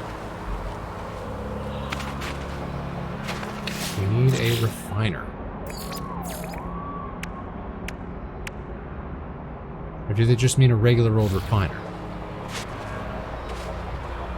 Place ferrite dust in a portable refiner. Ferrite dust. That creates pure ferrite, though.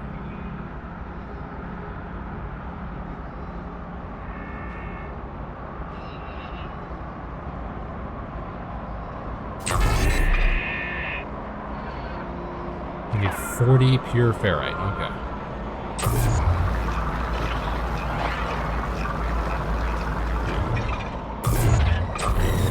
There we go. Alright, so we collect this. Place the pure ferrite in the refiner.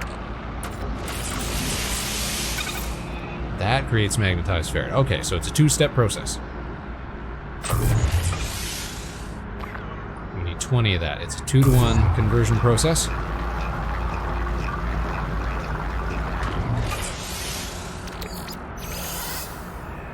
And then we need carbon nanotubes, which just needs carbon. Make a tube. Swell. Access the build menu. Construction research unit.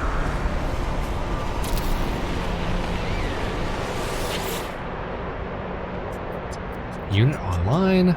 Users should recover salvage data from buried technology. Equip and utilize an analysis scanner. Alright.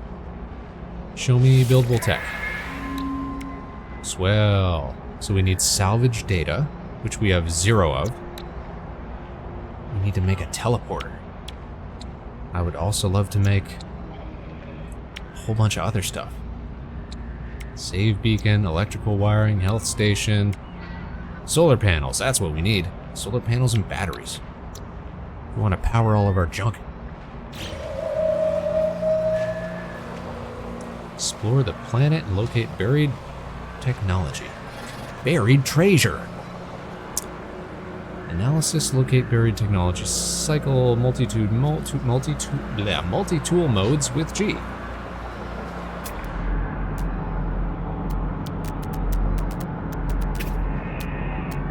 Thermal protection falling. There we go, buried tech module. Anything else? Anything close? Doesn't look like it. So we'll just cargo drop, damage machinery.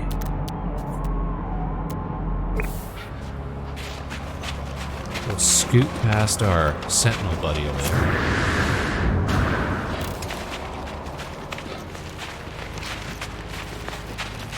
It looks like it's right underneath us. Get rid of that slime. Got some nanites, sweet. There it is, junk.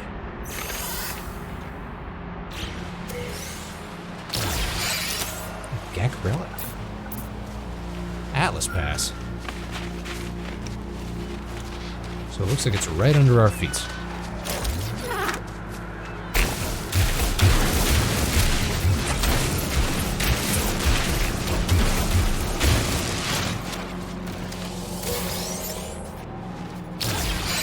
Salvage data. Nice. Spend the salvage data at your construction research unit. Spend the data to learn new construction blueprints. Swell. Weather warning. Incoming storm. And cover it up again, because we're good conservationists. So we need at least one more piece of salvage data.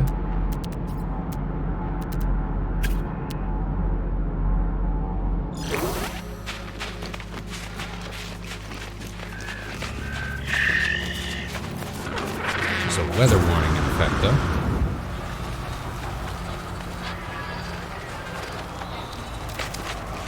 So I'm worried. Maybe we should wait out the storm.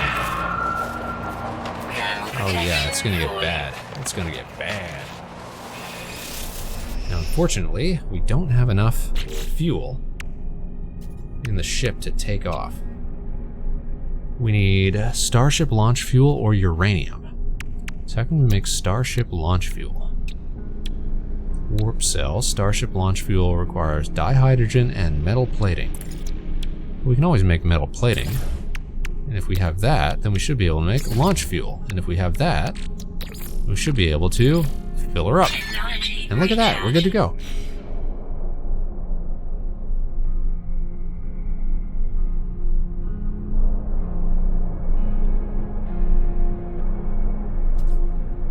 I just wish we could like free look around the ship, you know, change the angle. If there's a way to do that that I just don't know about, let me know, you know?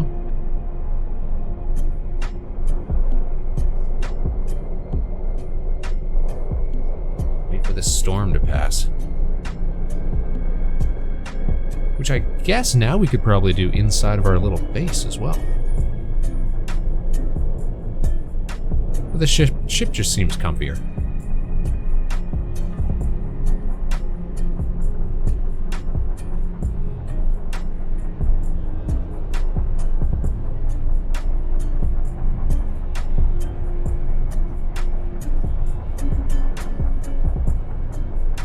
Here's the deal. I'm thinking we're probably going to stream to like 4 or 5 or so. Take a break for, you know, get some eats, get some dinners. And then be back again in the evening. Because I want to see if we can get to the Corvette section of the game. Start messing around with that. Or at the very least, at least see how it works. Maybe we're not going to be able to afford, you know, all the fancy parts just yet. But we can get a cracking good start at it.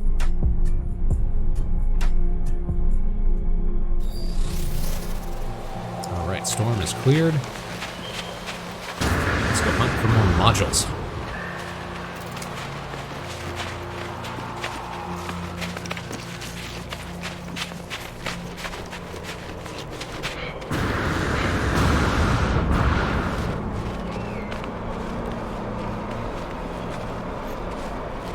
always looking for more knowledge stones, but the terrain's throwing me off. Thermal protection falling. Let me see a little abandoned tech here. Microprocessors, don't mind if I do.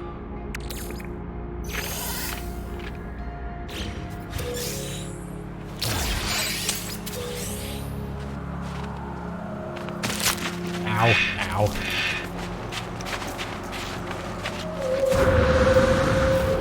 We're also running out of space in our inventory.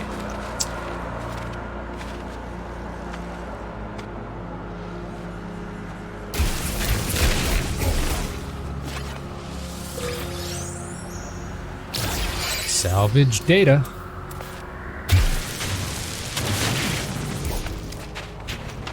So now we should be able to afford enough for a, how you say, teleporter.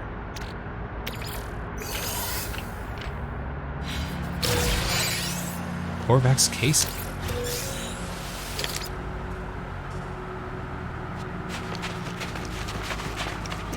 Transfer some of our gear to the ship, I think.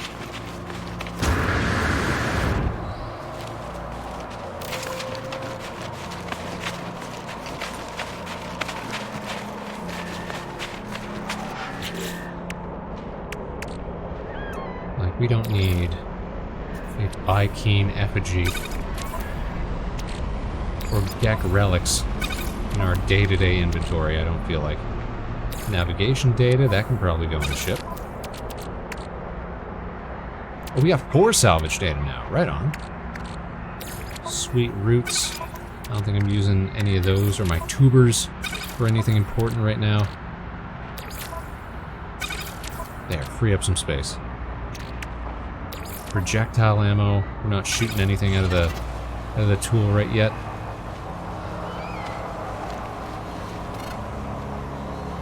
All right.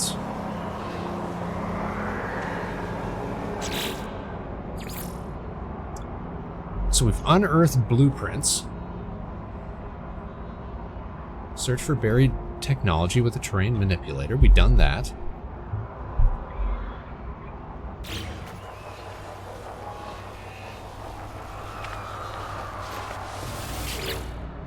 So let's try learning something new.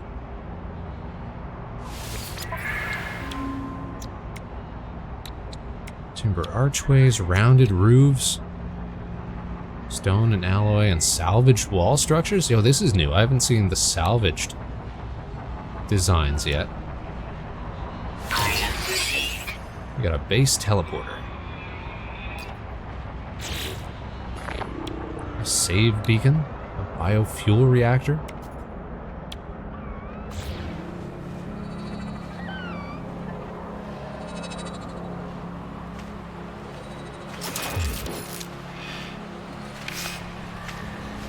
Am I getting a sentinel warning? We're being perceived? Yet again? What? Why did it crash on me? Oh, it didn't. For some reason, it just tagged. Okay.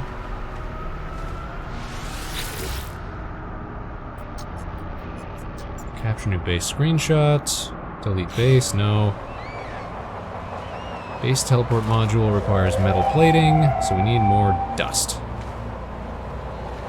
So we need more rocks.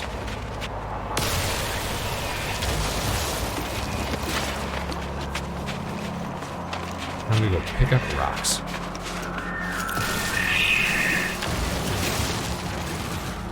We're so close. What about a big old rock? Those look like some decent rocks.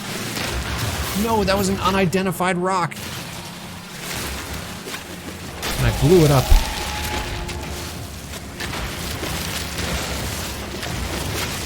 Spaceman, you fool.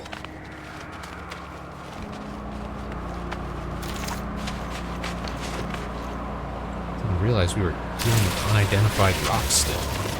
Thermal protection falling.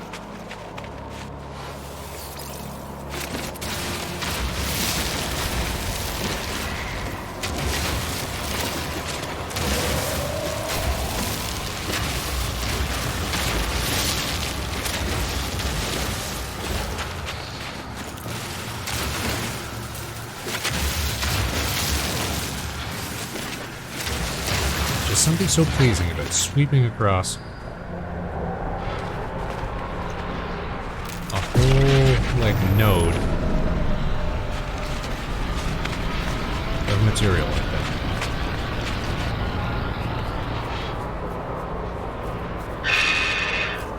Look at this little guy.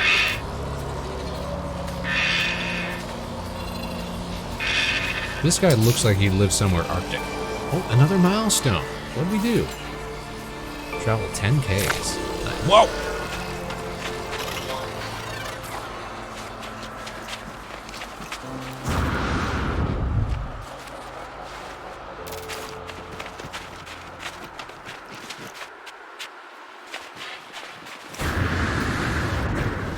Sentinels are always up in my biz, man. Man.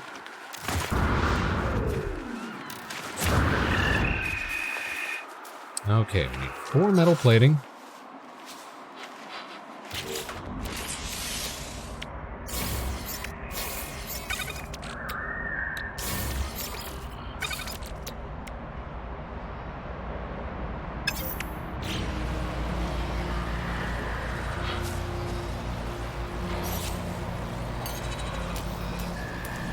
Technology recharge.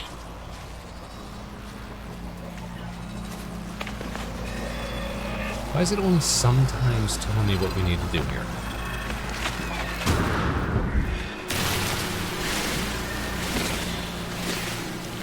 Very easy way for me to get confused. We got a geo. Nice. Ground protection falling.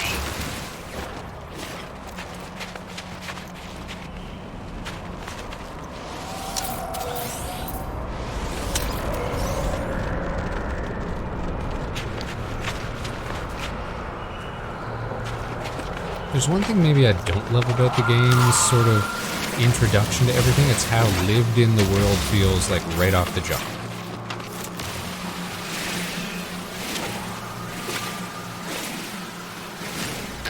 Because there's evidence of like other explorers and stuff all over the place.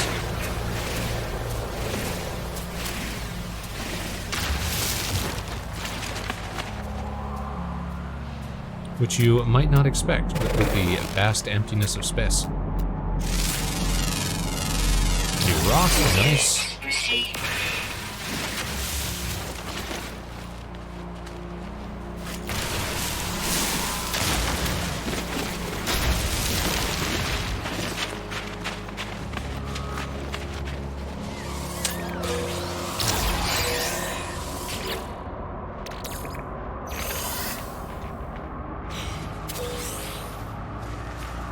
Nice.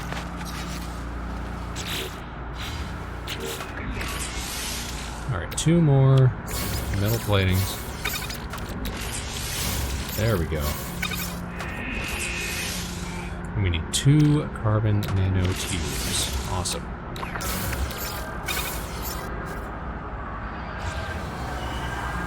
And then we can go construct a teleporter.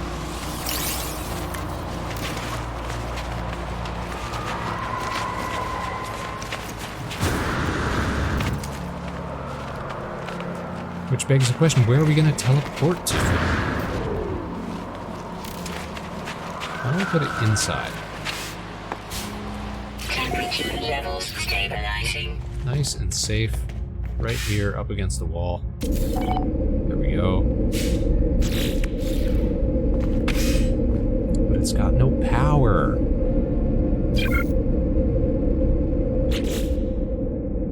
How are we going to power the base? Learn the biofuel reactor. Advanced tech requires power modules to run. Alright. We can do that.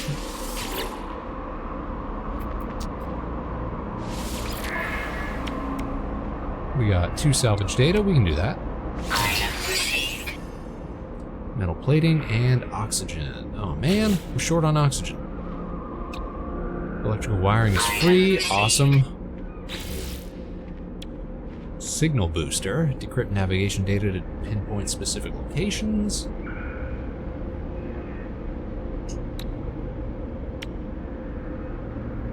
Recharge health.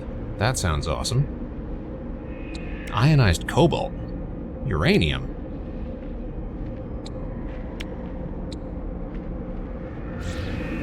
Alright, let's get us some more oxygen then. Close this oxygen source.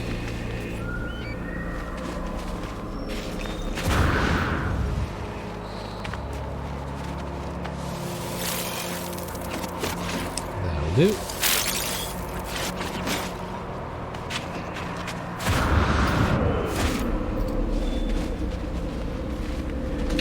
Ground protection falling. So we need metal plating and oxygen.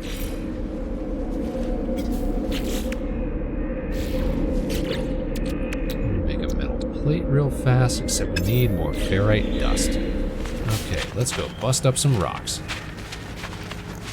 Advanced mining laser required.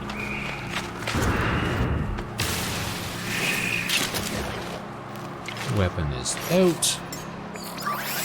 Charge that up. There we go.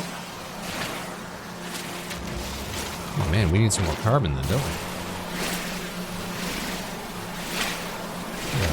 Spend carbon to make carbon.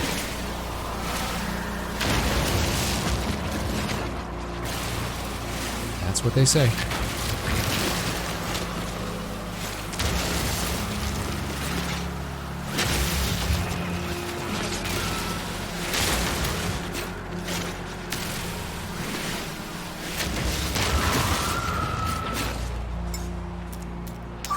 Technology recharge. There we go, back on top.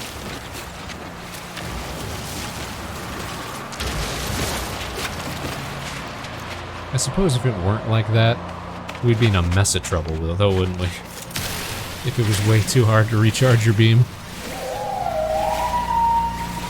Just bad news.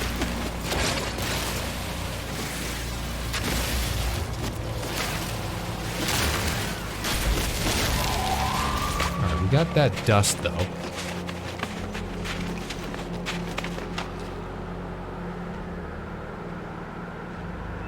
Seems like that should be enough. Look at this llama-eyed freak.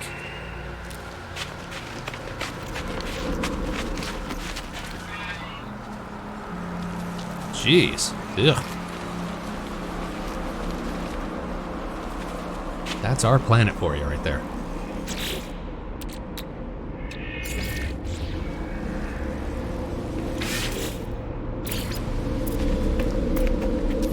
Temperature levels stabilizing. Just pop that in the corner. Good. To create a power grid, select electrical wiring.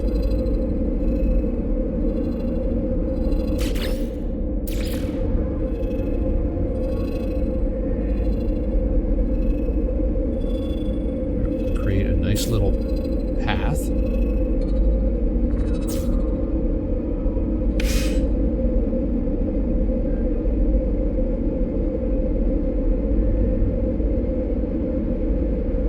Maybe that didn't work.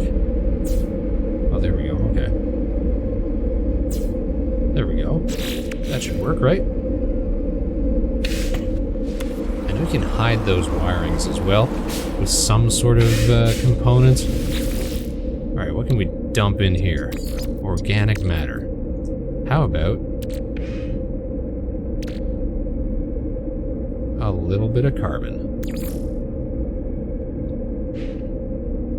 That was 20 sound. Technology recharge. Cool.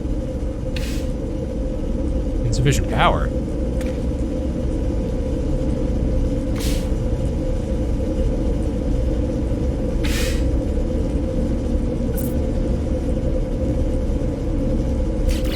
Did I not do the wiring right? There we go. We just do a direct connection. Cool. Explore the planet and expand your base. We did it. It's going to be fueled for 12 hours. Awesome. That really doesn't take a lot. Online. Return to base computer.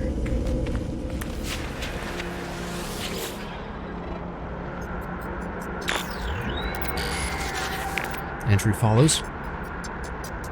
Scan detected unusual broadcast, repeating 16 from the space station. That's where we want to go. Warning, end of archive. Records interrupted. My predecessor appears to have left their base and headed to the space station. Well, all right. Investigate the space station. That's what we're about to do. Because that should be where we can actually engage with the Corvette building mechanic. Let's get out of atmosphere.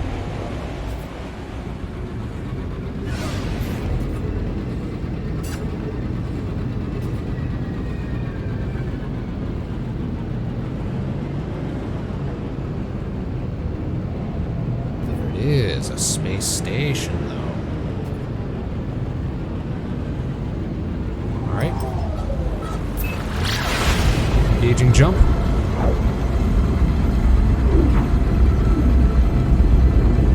Where's our pulse engines? That's what I gotta figure out. So I don't want to be just jetting around on impulse.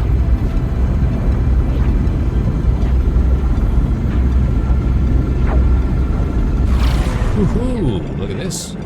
Look at that. Let's begin our docking approach.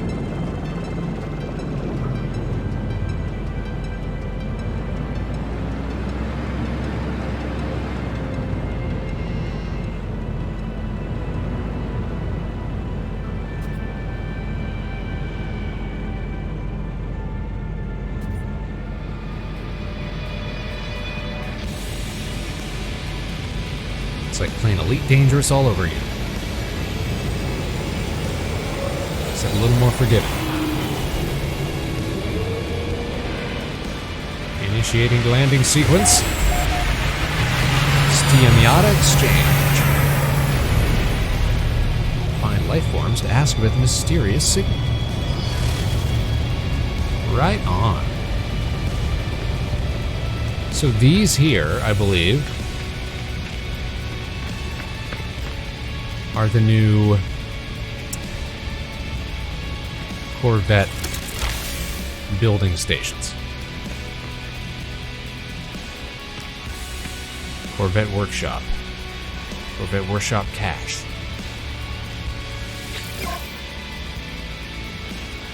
So we have no modules.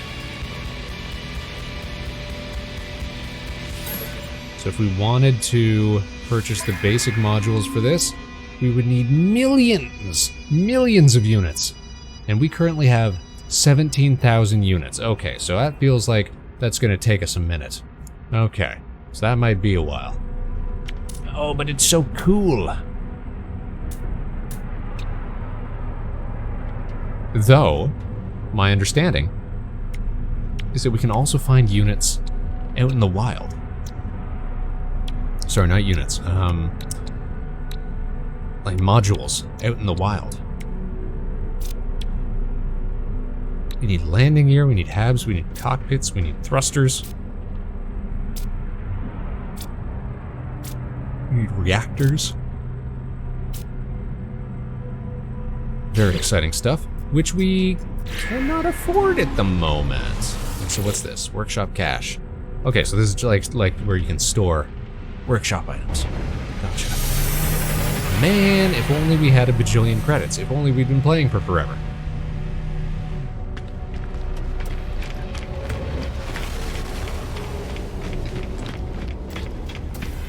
That's our proper ship right there. This is the space station. So we're supposed to do what now? Can I lose this? Because I'm not going to be back for this mission for a while. Investigate base computer archives. Inquire about... Find life forms to ask about a mysterious signal. What's good, Odgot? Sovo. Oh man, I can't understand this language at all. There's something about this alien's manner that implies we've met before. Ask about other travelers. Either did not hear me or are choosing to ignore my question. Rude. Can't I also change my appearance here? Customize my little suit?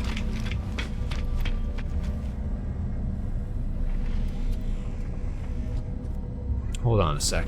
Hold on a sec.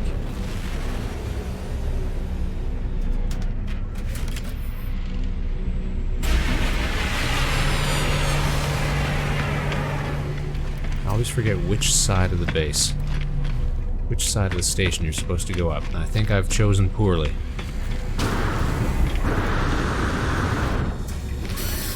Or maybe not. Here we go. Exosuit upgrades. Encrypted nav data. Oh, don't mind if I do. Exosuit research.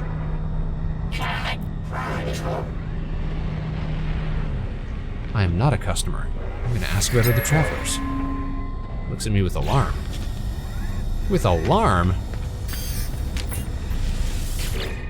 Tech merchant?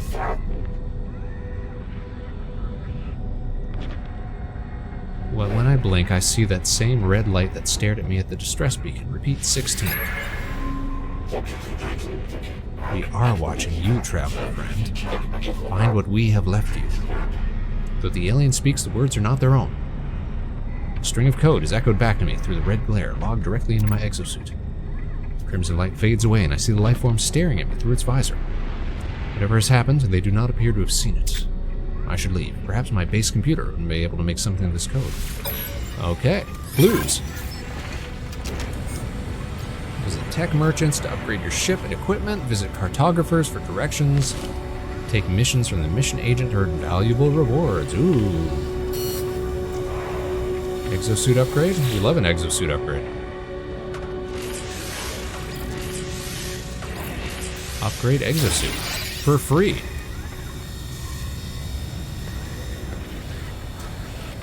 Where's the appearance modifier? I know that exists. Weapon terminal. Just a bunch of goobers. Tech merchant. Tech merchant. Envoy. Envoy Palm! It's Palm! It's Palm and it's pink. Taking a photo.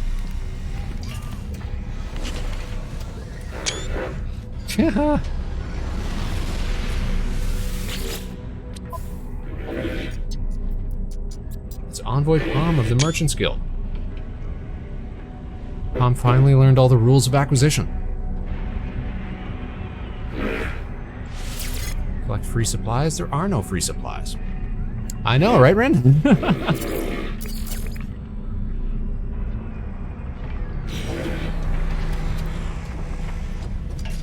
Hey, Eon. Thanks for tuning in. No, run them errands. I'm trying to navigate my way through the space station. So I'm 100% sure she used to be able to change the way that your Bella looked. Maybe that was just at the, no, it had to be at space stations.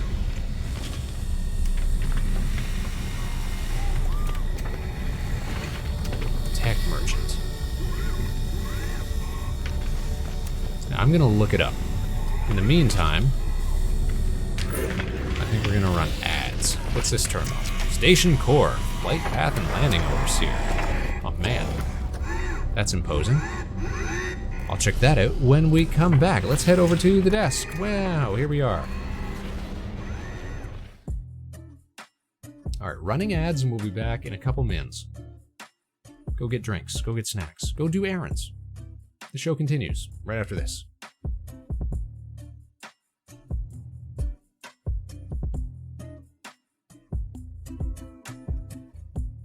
Ooh, ads.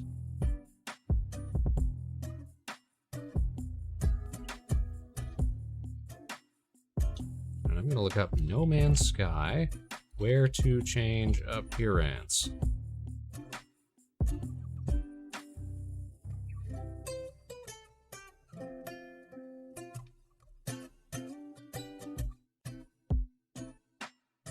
It can be found at every inhabited space station.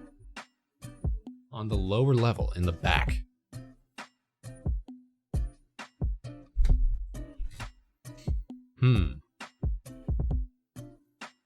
So maybe we're up too high. We've gone too far.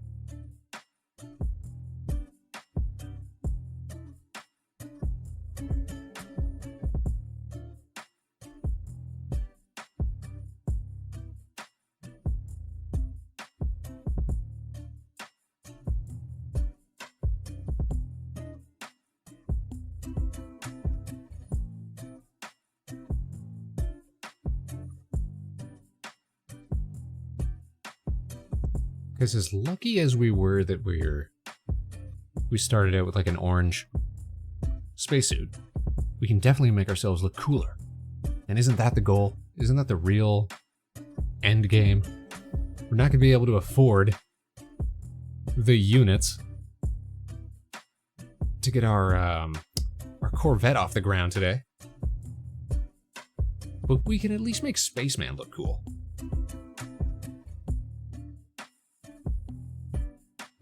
At the very least, we can make Spaceman look cool.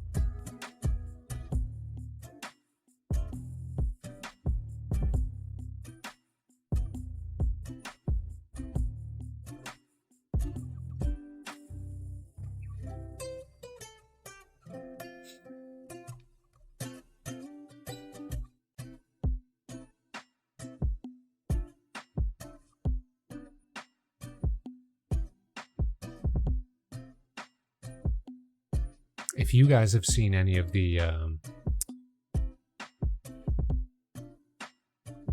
Corvettes that people have been making that you think are really cool, let me see some. Tell me about them. I like the ones that are like, you know, based on other properties and stuff, but it's cooler when you just get something that's unique and made strictly for No Man's Sky, I think. Oh, and it looks like we're back. Fantastic. We're back. So let's head back to the screen.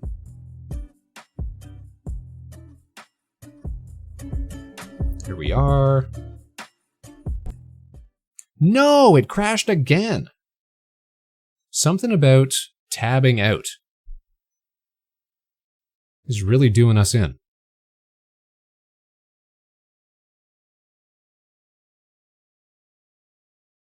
I don't know what it is. This is like the third time it's happened. Okay. N is for No Man's Sky.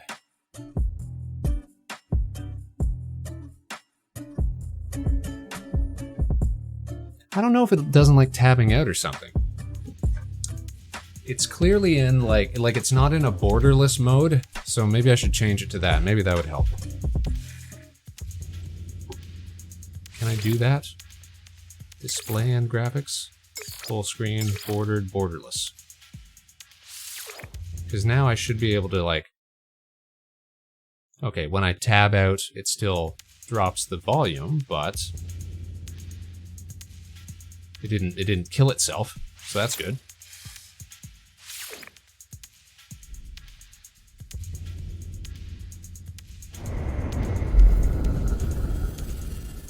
Thankfully, it autosaves all the time, so it's not like we're gonna lose any progress. We're already up here, so we're good. We're good. Good thing we didn't panic. There, that's gotta be the appearance modifier. Yeah. Let's recalibrate our personal visuals. Okay, so I like the anomaly look. But if we're Gek, we get to be smaller. And that's very funny. So what I'm thinking is we go Gek, but with an anomaly head. Can we do that? No, we can't. We're sort of locked in. That's too bad. Notice a lot of games don't like tabbing out while in full screen. Yeah, I'm pretty sure that must have been it.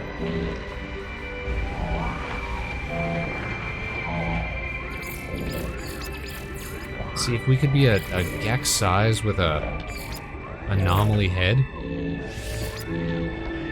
that would be rad. That would be awesome. That would be super cool. They don't want us to do that. Oh, but we can change body shape. Excellent. Okay. Okay, so we can be a wee little guy. There we go. That's what we want. Oh man, if only I had played for a bajillion years and I could unlock all of these different helmets. Oh, so this is the new one, I think. I kind of like just the look of this with the antenna. That's very Spaceman. Like, why get too fancy with it, you know? That one's got more of a visor going on. That one, oh, it's got the double. If you do borderless window at the screen resolution size, it makes it easier to alt-tab back and forth. Yeah, we'll stick with borderless. We'll stick with this helmet here.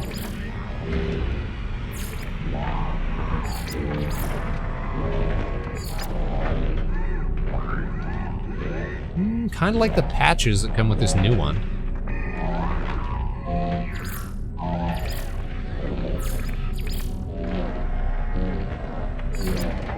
Let's give that a whirl. See our armoire.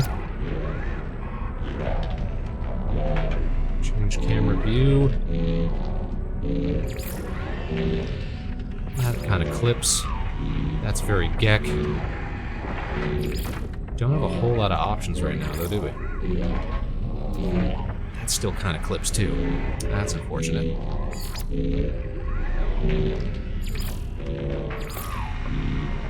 The only one that clips the least is the Gek one.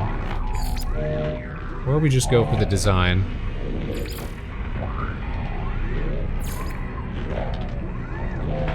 Ooh, show me that. We got like the Pip-Boy going on there.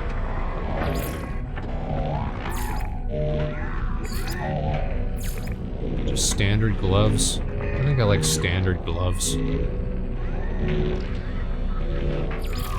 Legs. See how the new ones match. It's not bad. It's not bad. Industrial legs. Sleek legs. Armored legs. I know we've got at least one of these unlocked through like a drop campaign. We just haven't picked those up yet because we haven't gotten to the anomaly yet. Alright, let's go with this. Try to color match it as best we can. This new one here, the Skyborn design, just looks a lot dirtier. Heavy duty boots. Steel toes, nice.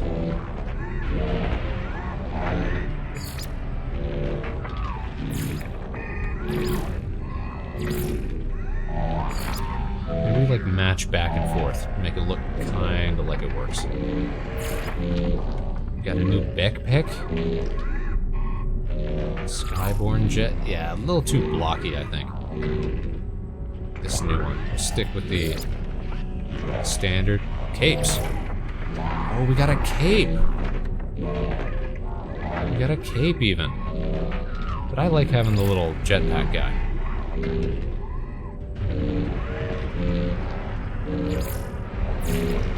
Alright, let's color it up then, shall we? Gray helmet. With light accents, or do we go black accents? Yeah, that looks better, that looks better. Markings.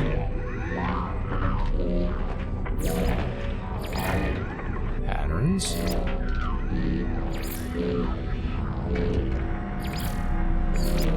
That's kind of cool.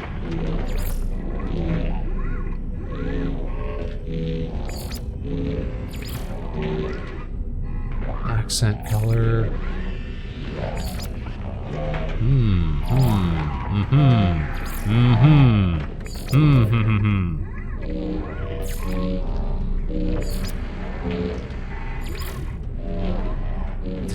Decisions.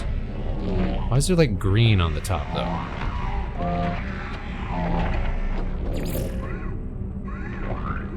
Can't really do much. Or maybe that's just the lighting. That might just be the lighting.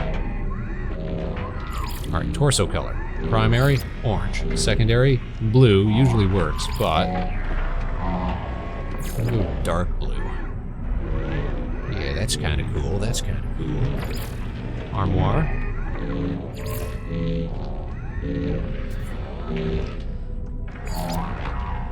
Where's the secondary coming in? I'm not really seeing it. Gloves. White. Secondary. I'm gonna go dark blue just to stick with the color scheme we got going. Legs. I'm thinking brownish. Darkish, you know? We call that dark orange. And boots gotta be dark.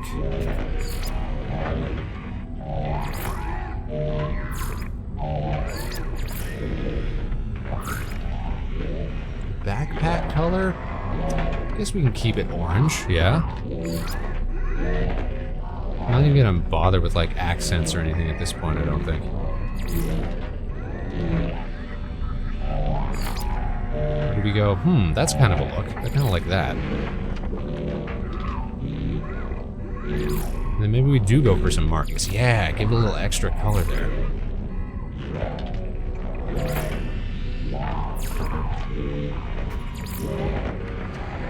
Yeah, thinking like that.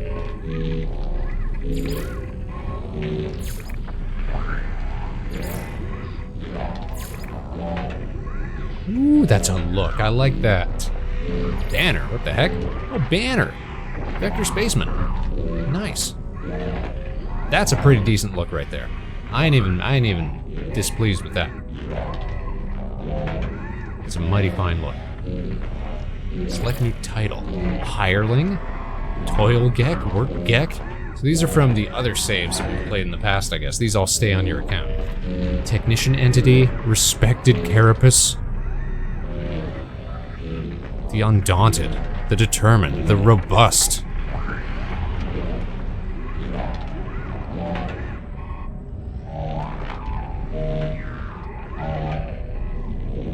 The Menace, Linguist, Conversationalist. Magnate, Entrepreneur. You know what? Don't even need that right now. What's our emblem gonna be, though? Astronaut, Photographer, Engineer, Community Researcher, Whispering Egg, Racing Flag, Traveler, Gek, Weaponry, Merc Guild, Black Hole, Vikeen, Merchant Guild, Pirate, Shield, Portal, Fauna, Flora, Corvax. Just go Astronaut. Let's just go Astronaut.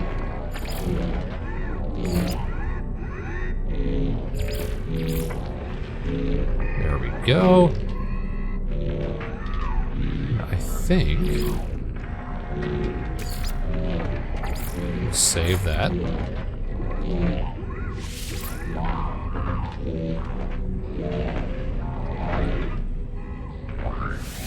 And apply changes, and man, do we look good. Oh yeah, Spaceman. Ready to get out there. You know what? Something's wrong with my boots, though. Why am I seeing blue on the front of the boots?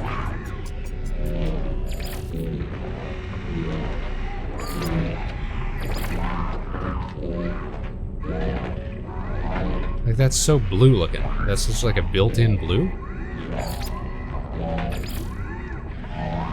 Okay, that got rid of it.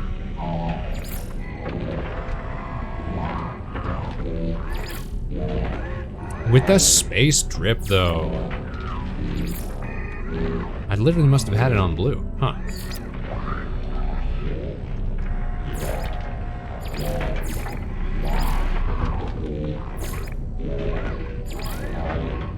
Oh, you have to have the markings on to even get access to secondary color, and that was what was throwing me off.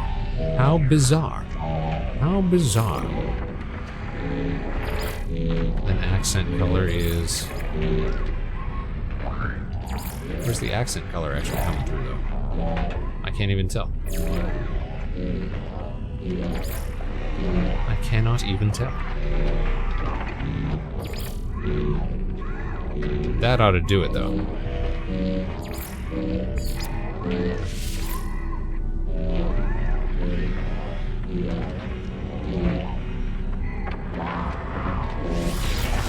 Sorry, now we're set. Now we're looking good. Now we've got that space drippage, though. Let's take a photo. Alright, how do we do this? We go photo mode. Oh,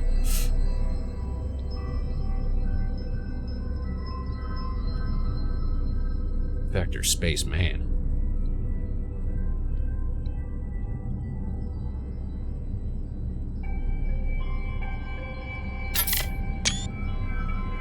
Fantastic. Can we get him to do a little pose?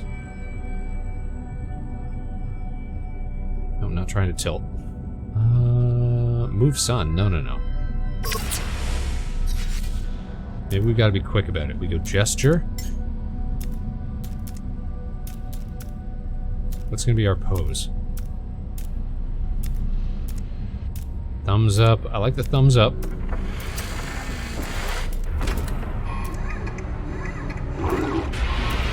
There's like floating thumbs up, though. Why? How about double thumbs? Hey! Alright, we go A into... Aw, shoot. Gotta be quick with this. Gotta be slick with it.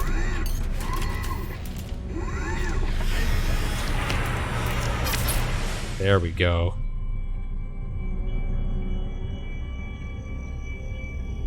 Hey! Like the bonds.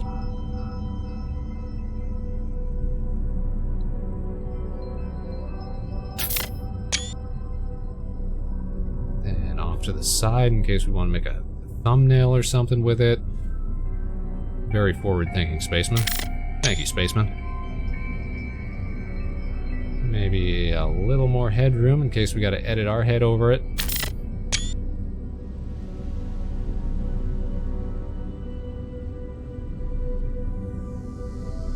Can hardly see the thumbs up when it's dead on, though. That's the only thing. I'm liking it. I'm loving it. We're ready to get back out there. If only I had a bajillion credits. We could afford our ship. Whoa, Spaceman. Alright, what's the mission then? Reach the decoded coordinates. Follow the signal. Y'all ready to follow a signal?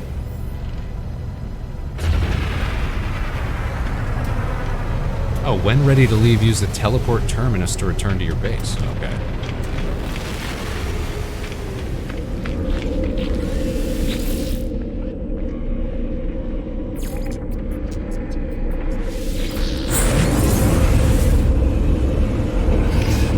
And this is the one thing I always found weird. It's like, why does my ship appear, though?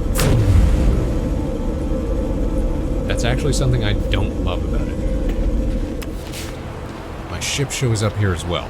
That's very convenient from a gameplay perspective, but from an actual verisimilitude aspect, I guess you could say. It's like, why did it show up here? It's like a loyal puppy. Yeah, but how are you gonna stick that in the teleporter? Or worse, my big Corvette when we finally get that.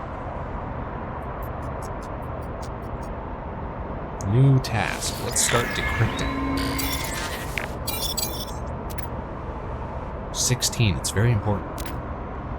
Traveler finds their wings. Fly to us and claim your place among the stars. Life signs detected. Oh, can doobie. Thermal protection falling. Reach decoded coordinates. Mission objective nearby. Target sweep.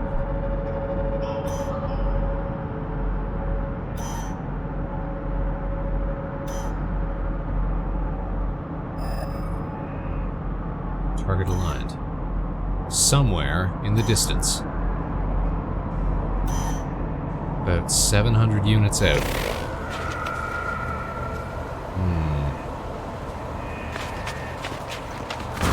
We can risk trying to get there on foot. Ow.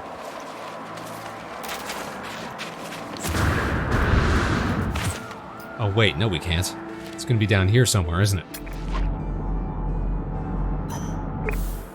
Shoot. Why did we build on top of a plateau? We thought it was gonna be cool. And it was cool. Nice little winter cabin, thank you. It's my little beige. I didn't want to make it big and fancy. Because I knew we're not going to be here super long.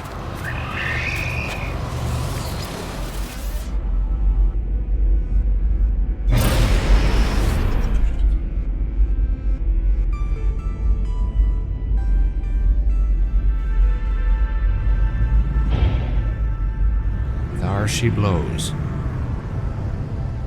Possible distress signal. And great, I can search this crashed wreckage as well. Whoa, whoa, whoa, don't oversteer.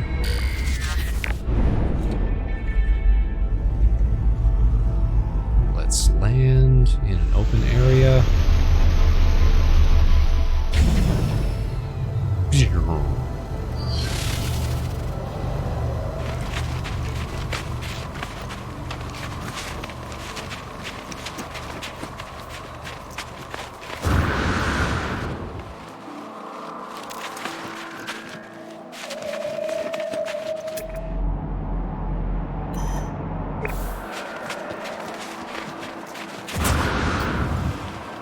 Don't tell me it was in this crashed freighter.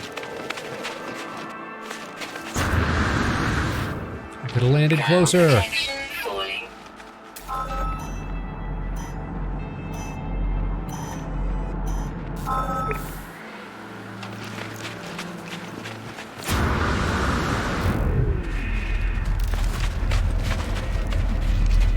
There's one thing I gotta do, it's upgrade my jetpack. Get more boost.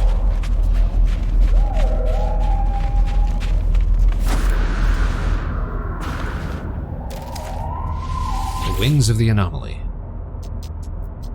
Log damaged. Partial records available. Signal has led me to the wreck of a freighter. Colossal fragments of metal scattered across the landscape. Were these messages nothing but the misfiring circuits of a long-forgotten ruin? Nestled among the debris, I find the pilot's log blinking, awaiting input. Instead of displaying the ship's log, the terminal spits out a strange sequence of numbers, followed by a short message. The anomaly comes for the stars. Take flight. A schematic for a hyperdrive is attached to the end of the message. I pulled the blueprint from the computer, but this hyperdrive blueprint is for a conventional starship, not a freighter of this size. Someone placed this here after the crash, hoping it would be full. We need chromatic metal, which means we need a whole bunch of copper. And we need microprocessors, which I think we already have a handful of. Alright, back to the ship. Though, while we're here, I mean, we may as well do a little looting, a little looking around, you know? You know? Call Starship. Navigation data required. I don't want to do that. I can just walk to the Starship.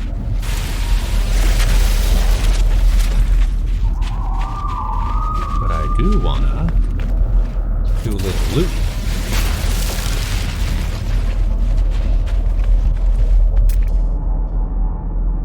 Cargo pod. Life support power low.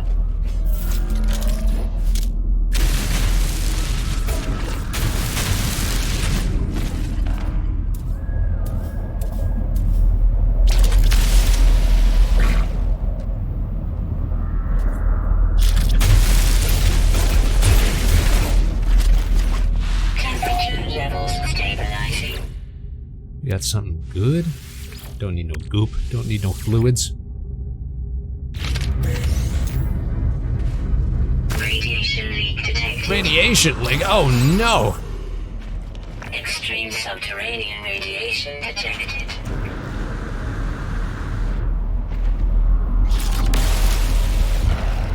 I looted the ship and all that I got was $20 in radiation poisoning.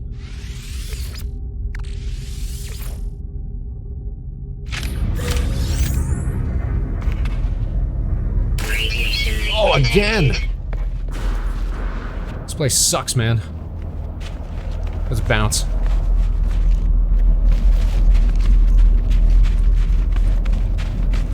Back to the ship.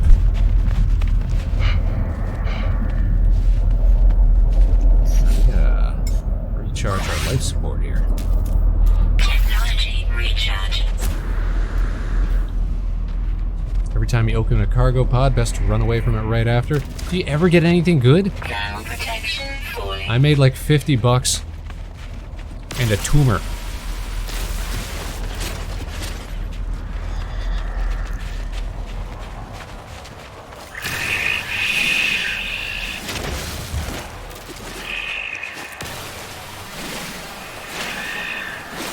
Sometimes it's all a gamble.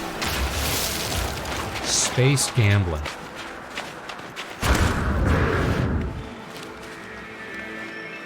So I haven't played this game in like close to 2 years. Do you play it pretty frequently, Ren? And everybody else in chat, how familiar are you guys with the game? It's been a big fat minute. I don't know if the game's just limiting you because of how early it is, or if it was just bad luck. You know what? It could be, though. That makes sense. Sentinel drones. Man. Why they gotta ruin my fun? Sodium-rich plants, thank you. When new expeditions drop? Probably because you're a pro at this point, right? Alright. Let's install a hyperdrive. Technology installed. We've got one microprocessor. We need a bunch of chromatic metal. So let's go looking for some copper. We gotta purchase microprocessors. Okay. Units required. Less. How we gonna make money? Find trade terminals, mine precious metals, use the analysis visor. Okay. Farming can be highly lucrative.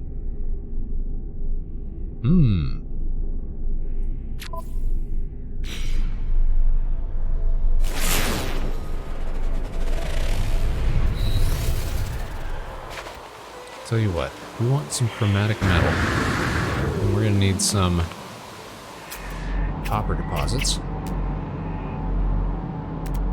And if we want copper deposits,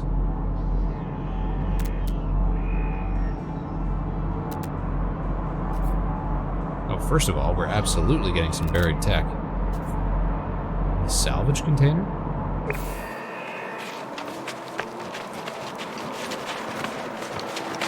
Ground protection fully.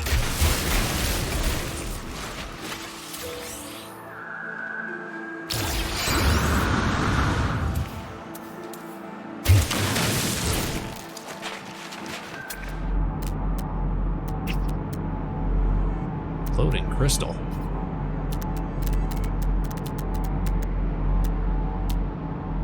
That was the salvage container. No, that wasn't the one. That must have been the one.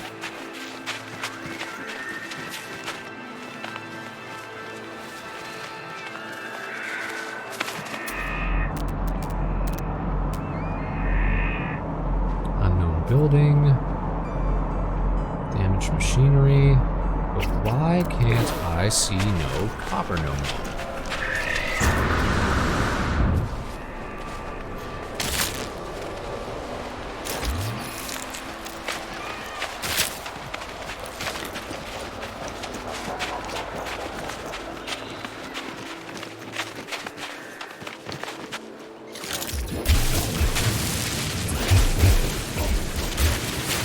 Understanding is that you need to shoot off the exterior parts of this.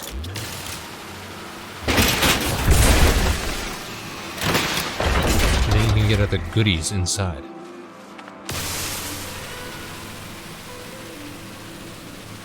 All that sweet loot. We found 2 Azimuth-class reactors and a cargo capsule. See, this is great. We don't even have to... Voices, how are you doing? And friends! Welcome to the program. It's the Vector Spaceman Show with me, your host, Vector Spaceman, your humble custodian of this here harbor station. I hope you guys are all having a fun day. What were you doing today? Big shout out to friend of the show, Disembodied Voices. Shout out. If you're not already following Disembodied Voices, make sure that you are, because they're a fantastic... I am hearing voices. That's part of the game. It's been a hot minute, right? Voices is a fantastic, a very skilled illustrator, artiste. You should definitely be checking them out. Disembodied Voices. Bam. Today we're playing a little No Man's Sky. There was a big update that just came out within the past week.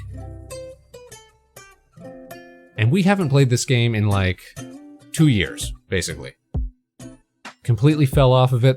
Don't really remember how to play. So we're starting a fresh new save today. Trying to see if we can get to that good new content. Having some fun with it. Learning things. Exploring. Being a real spaceman, you know? Check this out. Look at this. Look at this here. Our little spaceman. Is this gonna crash on us again? Oh my god, it crashed on us again for like the 4th time. Okay, so every time that we tab out of No Man's Sky, we're running a big risk that it like crashes on us. So we'll go back to the station for a minute. Thanks for being here. You're already a real spaceman. Oh, thanks so much. Thanks so much.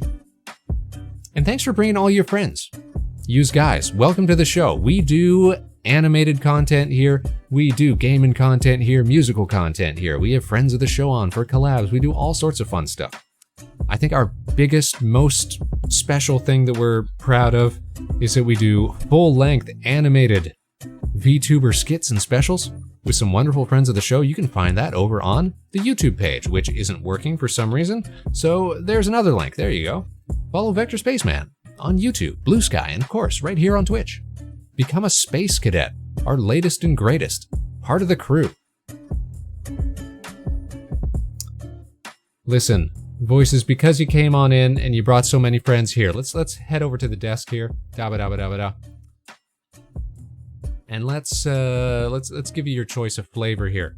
We've got 3 different slushies on offer. We've got the Astro Orange, we've got Lunar Lime, and we've got Blue, which may or may not contain excessive amounts of cobalt. Daishima, how are you doing? Thanks for the big raid. Magical Oolong Tea raid? Listen, we've got your magical teas right here. We're behind the desk at the moment. We're just handing out slushies. How are you doing? Oh, thanks for redeeming that first, Robo. How you do? You want to mix all 3 together? That's enterprising. I tell you what. Will it give you radiation sickness? We're not entirely sure. It's never been done before, it's never been tested, but that's the kind of enterprising, go-getter attitude that we appreciate from our space cadets. More blue than anything? Listen, I can give you some blue. Here we go. Blue, blue, blue, blue, blue. And we're still working on this feature, so unfortunately, we'd have to like manually drain out the other ones, but it's something we're trying to get working on the show, because I like draining these. It's fun to see happen. So I'll give you a lot of blue. Doing well, didn't end up liking 2 of the oolongs I had today, but one of them was good. Just drank the other ripe. Another ripe puer. I'm not a huge tea aficionado. Not that I'm not a fan. I just don't know a whole lot about it.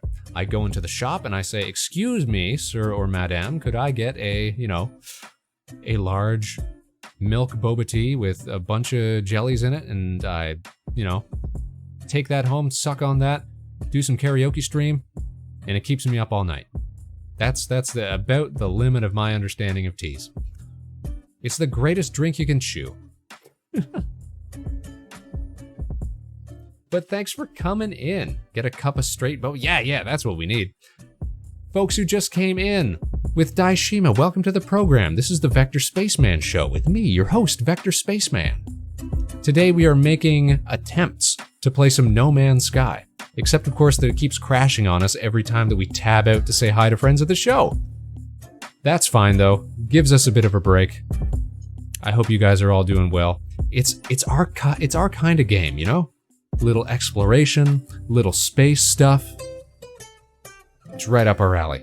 And it's just come out with a big fat update lately. The ability to sort of craft your own custom ship. So we're very excited about that. Except for the fact that we had to start a new game, and so we've got no money, and so we can't afford to get into it yet, so we're gonna be grinding. We're gonna be on the grind. On stream and off stream. Switch over to borderless window when you load it back up. So I did, Rin. It is switched over to borderless window. And it still refuses to play. It refuses to play nice. Milk tea boba's good, make it a lot, and it's an entirely different thing than plain teas. It's a big rabbit hole. The ripe puer tastes like marshmallow root. Marshmallow root, oh.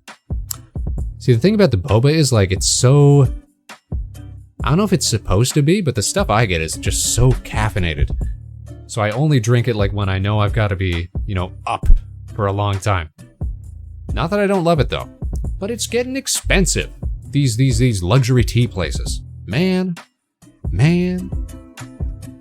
Is the Vector space rig being put to the test? It will be. Make no mistake. It's an era of Vector space vehicles. In the past, we've had the Vector space van. You guys, I want to show off my latest acquisition. Check this out. I'm just going to move to the side here so I can bring up. Let's see, is this still got? Oh, that is the wrong photo. Let me just navigate here.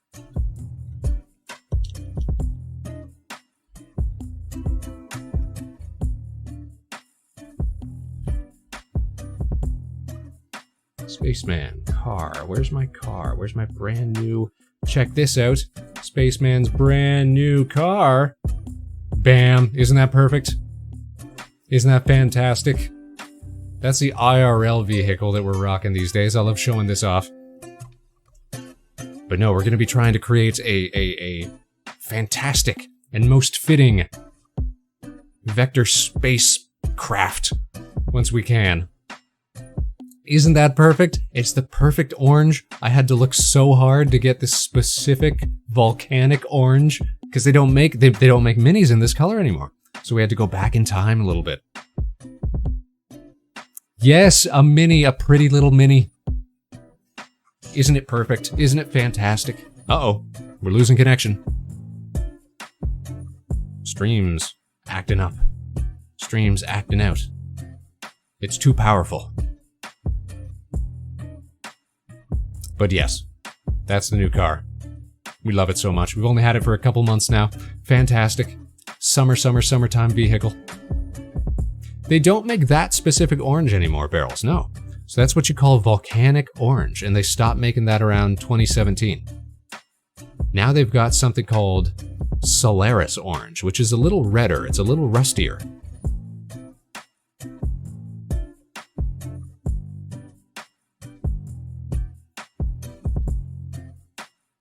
Buffer was on your side. I assumed it was Twitch or my side. Yeah, no, we've been hit with that a couple times. Oh, here comes another one. Here comes another one. Make sure that my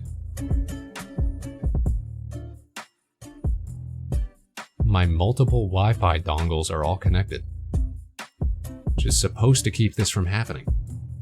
We'll see if that works. But anyways, Daishima, Voices, thank you very much for the raids. If you need to go take care of anything, feel free. We're going to be chilling here for probably at least another half hour to an hour or so, doing some more questing, trying to get our space on before we break for dinner, and then we'll probably be back in the evenings as well. But thanks so much for entrusting us with your communities. Guys, become space cadets today. Stick around. We'd love to have you. All right, let's load up this game again.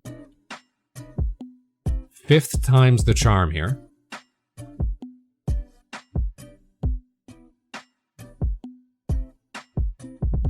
Maybe this time it'll decide to play nice. Let's put our gaming hands on and let's head on over to the big screen. Wow, here we are.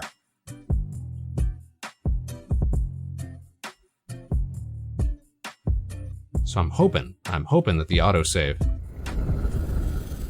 caught us before we disconnected there. Yeah, gotta go clean up stuff, get post-stream stuff done, have a good stream. Thank you so much, Di. Ground protection fully. Big Rig, how you doing? Space indeed. It's a spacey kind of day. Get out of that hole.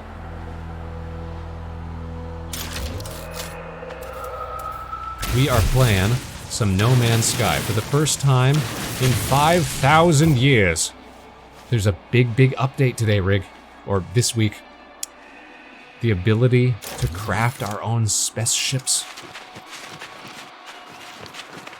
We've started a brand new save. It's a whole new world. Look, it's Canada. It's our house. We're gonna do our best to try and make enough money to make a super cool vector spacecraft. Now, did it save?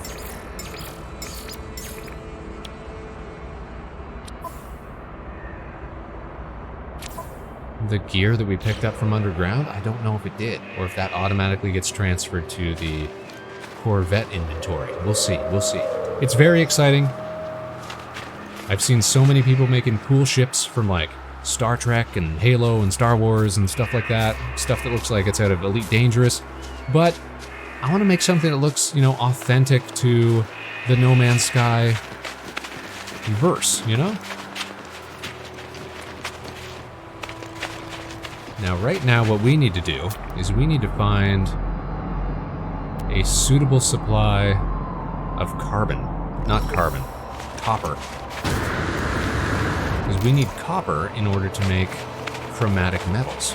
And we need chromatic metals in order to create something else that's terribly important. Because we are on this mission here of installing a hyperdrive. We gotta buy microprocessors, and we gotta farm copper. And in the meantime, we always need dihydrogen. So why not grab a little bit?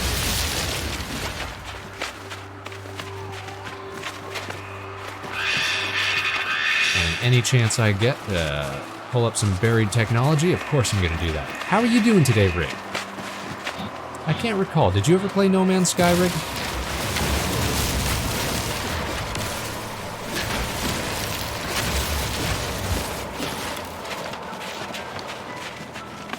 Are you a traveler yourself?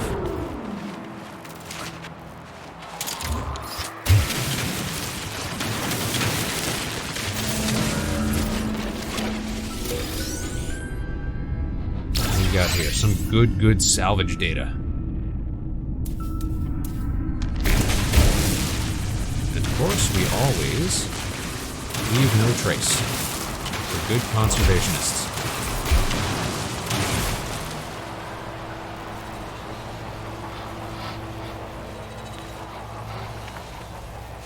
Yeah, look who it is. We got a raid. We got a raid from Voices.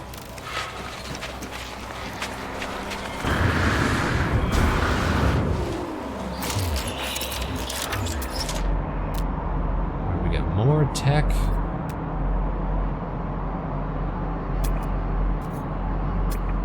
Just looking for copper, though. Where's my copper at? Salvage container. Very excited about copper deposit. There we go. But it's so far. Dioxide deposit. Dioxide. Oh, man. Guess we're gonna have to go for it, though. Gonna have to take a hike.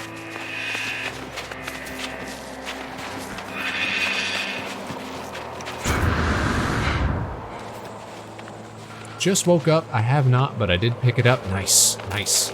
You can even play with friends. Ground protection falling. I hope you like doing chemistry, though. Because you're going to have to keep track of a whole lot of different elements.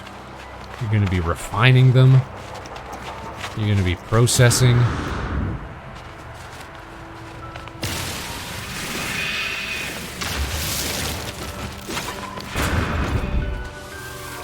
You're going to be picking up sodium-rich plants. Those good salty plants. Ground protection falling. This is already slightly exposed.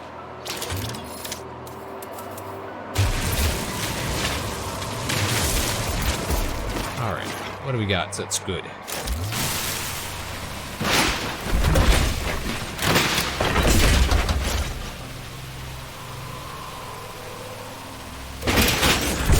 Ambassador Sublight Thruster.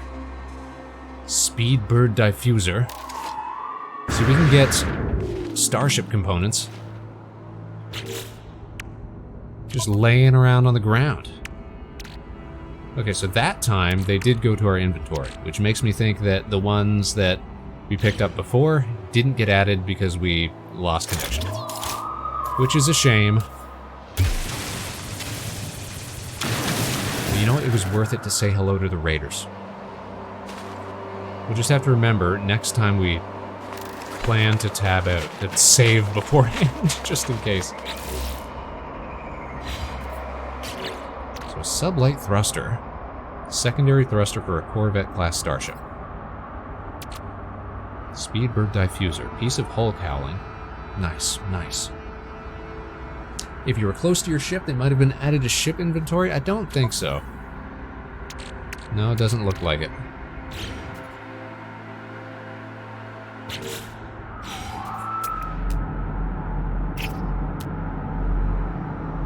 That's dioxide. That's also dioxide. That's another salvage container, but it's too far. That's dioxide. There's our copper. Advanced mining required.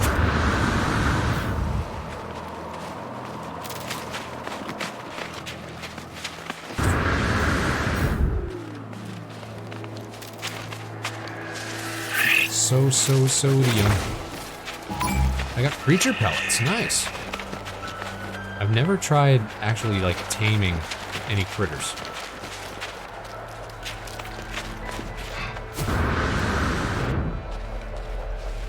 I do have the disk space to install it after adding a 2 terabyte drive for games. That's gotta be enough, right? Oh, the days when, you know, 1 gig was considered huge for a game. Oh, free Starship launch fuel. Sick.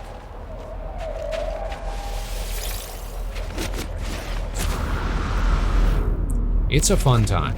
It's a game about exploration. It's a game about identification. I've been discovering so many plants and animals today. And rocks.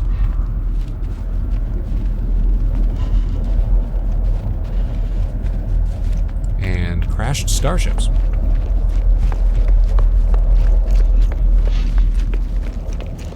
We've seen a bunch of people that we know playing.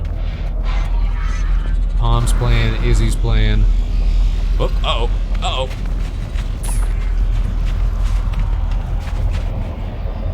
Alright, so our copper deposit is covered up by what appears to be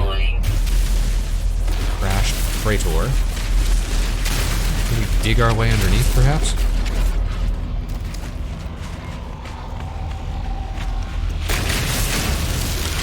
Can we be a tunnel snake? How deep does this go? Temperature levels stabilizing. We're getting so deep that we're no longer affected by the weather. Oh no, there's an underside too. Alright, that's not gonna work. Also not gonna leave a big ugly hole. Freighter might have spawned in the spot where it is. I know! And covered it up completely. So rude. Where's the next suitable copper spot? That's more dioxide. That's a salvage container that we can't get to. That's a sentinel. That's salt. I'm a salt deposit right now. We'll just keep it pushing to the next salvage container. And see if we find any copper along the way. It's a perfect plan. It's not a plan, but it's a perfect plan. Ambulatory. Traveling 15 kilometers. I'm surprised it's only been that much. Rock and stone is right, Rig. There's a lot of digging. There's a lot of uncovering. You feel right at home.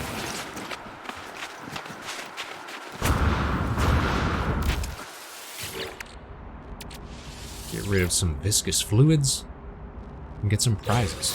What do we got here? More launch fuel. Excellent. That's going to be real handy when I have to keep calling my starship in. They're going to pick me up.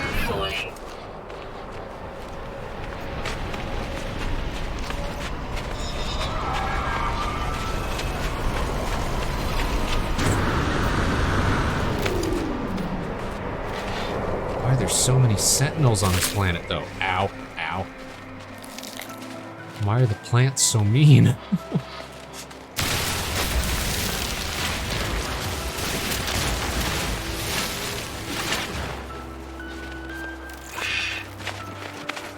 Life support power low. Alright, I get it. We gotta craft some more. Oh my god, look at all these sodium-rich plants. We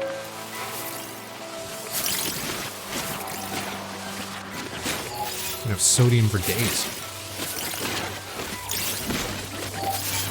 Ho ho ho ho ho. We can use the mini... We can use the mining laser on the angry plants. They give oh, for reals?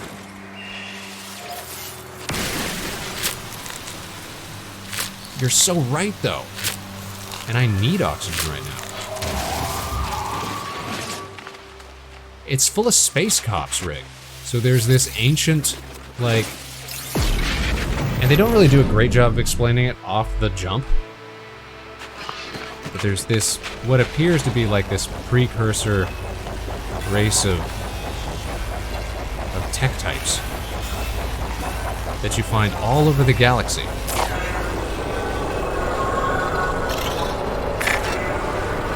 My inference is that we're all iterations of some strange galactic traveler. Also, look how good I look. Look how space-manish I'm looking right now. Thermal protection falling. Oh, right, thermal protection. Let's see, life support. Let's just top that up with some dioxide. Hazard protection, top it up with some sodium. Recharge.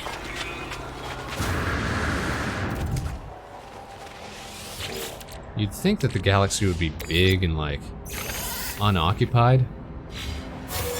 Turns out there's all this garbage just laying around.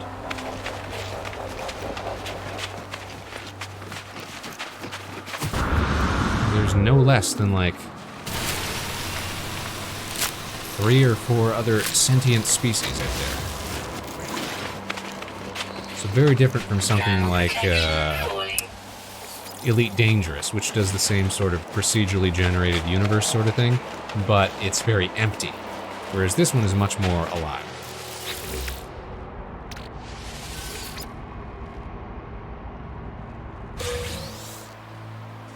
Sweet, I got 32 bucks. Now all I need is 10 million more, so I can afford my ship. This looks like somebody carved out a hole in the ground. But it wasn't me. Could it be? No, it's just naturally generated like that. Okay. And it's been, that's the wild thing, is that it's been 9 years since this game came out. But I tell you what, the fantasy game that they're working on right now, Light No Fire, that's going to be a day one purchase. Like, there's so much institutional goodwill at this point. It's like, I know they're going to make something good.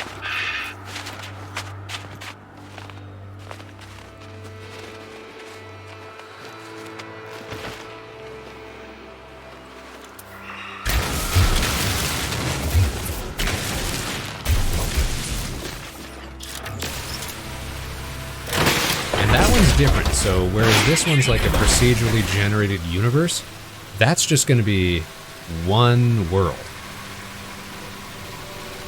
But it's going to be like the size of a proper world. Did I lose connection? Are you guys seeing this? Why isn't it lasering?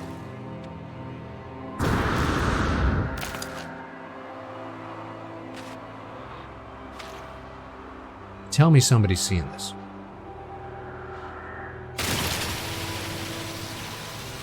Just refuses to get lasered.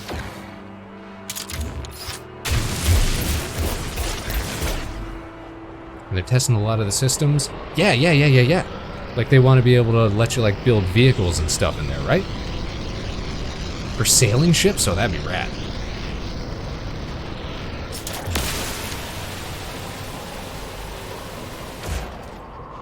I feel like I've been cheated. Domo, how you doing? Alright, here's what we're gonna do. Because, oh, look at that. That's a great view. I thought that was a building for a sec. No, that's just a crashed ship. Yeah, I'm feeling like it's bugged. I can't open the salvage. But I tell you what, we're going to save.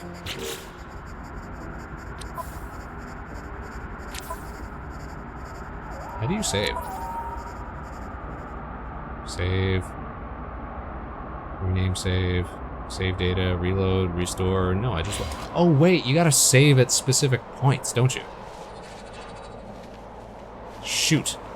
Can I build a save? No, I can't because my research unit is back at the base. Oh no. Can I summon my ship? Summon vehicles. Sure can. Ship. Come on in. The space soccer ball refuses to die. How are you doing, Rumble? Did you finish your Macon stream? We were gonna come say hi at one point. Okay, that should save it for us. Let's tab over. Let's go back to the station. Here we are. Because it's time for ads. Uh-oh. Uh-oh. We almost lost connection. Uh-oh. Uh-oh. Uh-oh. Uh-oh. The ads. Uh-oh. We're losing connection. Uh-oh. There we go. Get out of the ship to save? Well, it's a good thing that I got out of the ship. There we go. And then I got back into the ship, and it didn't crash on me that time. Hello, everybody who's tuning in. It's the Vector Spaceman Show with me, your host, Vector Spaceman. We're playing some No Man's Sky today, because there's a big fat update, and we haven't been in the game for like 2 years. Light No Fire is going to be full red wall with all... Yeah, there is a lot of beast races in it, isn't there? But like I said, that's going to be a day one purchase. Like, they've done so well with No Man's Sky. No Man's Sky is like easily one of the greatest value propositions within gaming. It's that good. It's free updates all the time. They're good. They work. It was a rough game at launch, everybody knows that, but now they're in a place like, yeah, I trust that they're going to do something cool with their new game. When Light No Fire comes out. I'm stoked about it. Hang in there, Space BC. It seems to be doing okay. We crashed like 4 or 5 times earlier. Every time we tabbed out to do something, it would just shut down. Seems to be doing okay right now. Seems to be hanging in there. Hey, you Spaceman. Hey, you Rumble. Did you get more live 2D stuff done today? Hope you're being productive. Hope you're having a fine Sunday. It's the end of the month, you guys. It's the end of August. This August summer. Spaceman had a pretty good summer. I hope you guys all did too.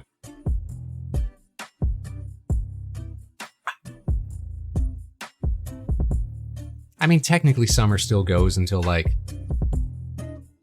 what, like the vernal equinox or whatever it is? But, you know, it feels like the end of August feels like the end of summer, doesn't it? Do you have the game on full or borderless? Might help the crashes. It was on full. We've switched it to borderless. Seems to be holding up. Fingers crossed. Fingers crossed, everybody. It was a good summer. That's good, Domo. Hopefully the new game will have a better launch than I remember No Man's Sky. It can't have a worse. It cannot possibly have a worse launch than No Man's Sky did. Let's be real. Let's be honest. Let's keep it a hundo. Sep 22nd, I think, but let's be real here, guys. Let's be real. The end of August is really the end of summer times. But you know what? That's funny, because it's the 22nd. Do you remember the 21st night of September, though? That's the end of summer. That's a summertime song right there. Earth, Wind, and Fire. How about that? Things went good. Now I just got to study some avian head turning. Be sure I can get Assie's ankles right. Yeah, the big beak, I feel like that's going to be... Especially if you try to do, like, toward the camera, like the extremes... It's like a borzoi dog, like looking straight down the camera. Like big long snout. Reminder, guys, that if you're not checking out friend of the show, Rumble, make sure you do. A self-produced virtual streamer. Very fine illustrator. Made their own live 2D model, currently working on some other ones. Don't we love local independent VTubers? Basically Halloween once July ends, don't at me. That's a bit extreme. That seems a little extreme. Though to be fair, the winds, they were changing. There's a rustling in the air. Before you know it, the spirit Halloweens will be back on the streets. It won't be long. What the heck? I don't know. Stop being talented, I guess. If you have Blender experience, that would be an easy way to get some beak angle refs. I guess that's true, yeah. At least to help visualize it, right? Birds, dinosaurs, anything with beaks, they're all weird, man. They're all weird.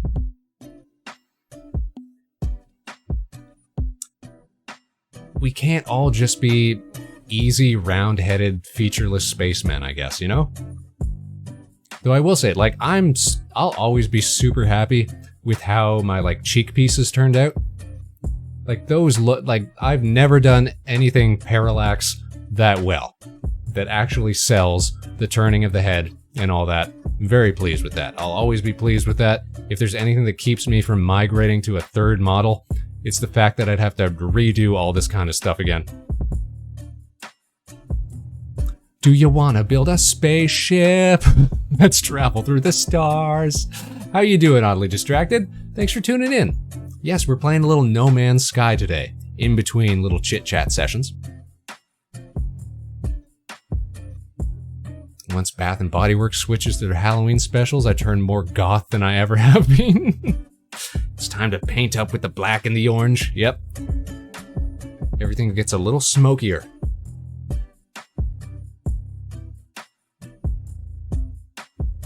Looking to start learning some Blender in the near future? Yeah, Blender's fun.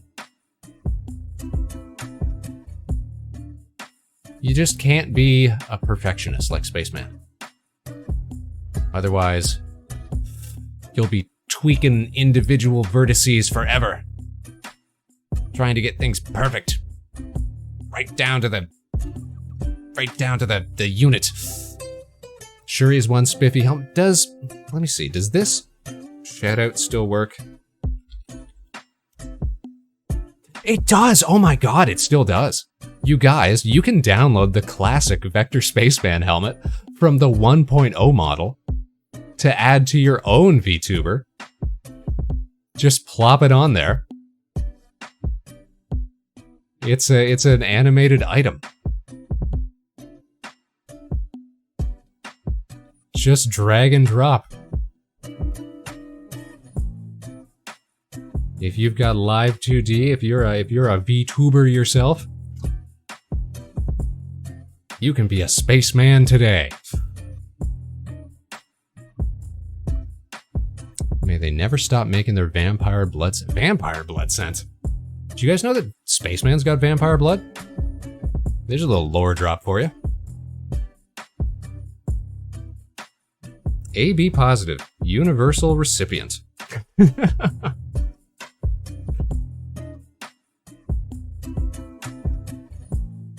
Tweaking individual verts forever's just blender that never goes away.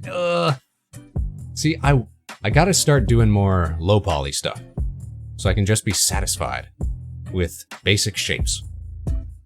I got too ambitious right off the jump. That was my problem. That was my problem, Rig. I screwed myself, Rig. I messed myself up. Doing good, posted new art, updated a client on their commission, went on my daily walk and had food. That's a heck of a day. That's a successful day right there. Spaceman was out biking this morning, out in the sunshines. Notice that there's a lot of wasps hanging around the space buggy. I'm hoping that it's just the color that's attracting them or something, and that they aren't trying to build a nest, like underneath somewhere or inside somewhere. I'm gonna be very displeased if I turn on the AC one day and I get a face full of wasps.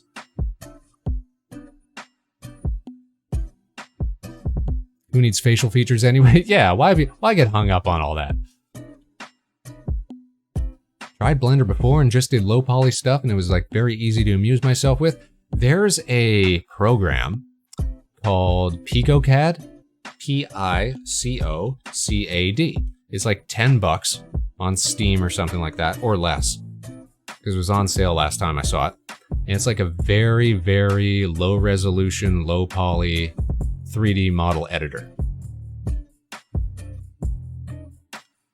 And I'd kind of like to play around with that. Check under the hood? I probably should. If I hear a gearing and a crunching and the shredding of, of wasp nest. Yeah, fingers crossed. Pray for the Spaceman. You've seen PicoCAD? It's really cool. There's another piece of software called PicoDraw, I think. They might be the same developer, but it's like a...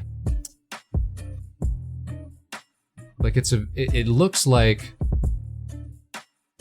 90s software, the layout to it. You know, very square, thick, like interface buttons and all that. It's pretty slick. I'm very interested in giving it a shot. Your friend uses PicoCAD? Yeah, it looks very cool. On my wish list. I've had wasps build a nest under the hood of my project car, got a surprise one day. But the thing is, I'm still taking the car out pretty frequently, so I'm hoping that's not the case. I'm hoping that's not what I'm running into. I'm hoping they haven't had time, you know, to get started. I don't know how long it takes to get a wasp nest on the go, but I'll take a look. We'll get to the bottom of this. We'll find out what all the buzz is about. Alrighty, guys. Let's head to the desk here. Bam! Summertime. Check the hood for wasps. Wintertime. Check the hood for kitty cats. Yeah, true. I'd rather get wasps under there than cats, honestly. I'm fine chewing up a wasp nest in the motor. I'd be, even though I'm not a cat person, I'd be a little perplexed. I'd be a little saddened. I'd be a little vexed. If there was any sort of like, yeah, cat, squirrel, raccoon, stuff like that. PicoCAD $6 might get it. Hey, hell of a deal. Mighty fine deal. I'd take that deal. Darn good deal. Speaking of deals, which is to say, speaking of the ill world of finances, guess what, guys? We gotta run an ad. Because Jeff Bezos says so. And I've already used all the snoozes talking about fun stuff. So we're gonna be back in a few minutes. We're gonna put on the Be Right Back, and we're gonna be right back. Momentarily. Let us know what ads you get hit with. Go grab a snack. Go grab us some drinks. We'll keep streaming for like another little bit. The Spaceman Show returns right after this.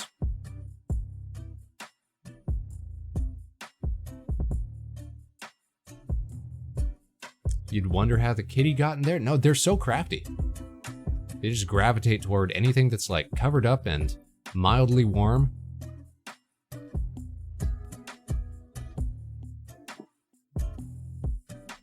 They like the warmth. There you go.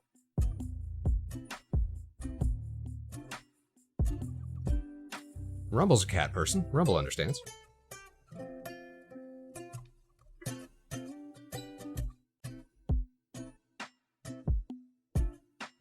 Now here's the real deal that's vexing me right now. Which is that if we can't raid Rumble's stream, who are we gonna raid?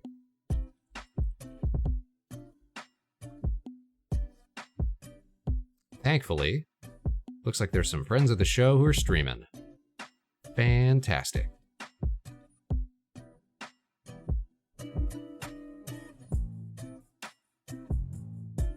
Crisis averted. Good thing we didn't freak out.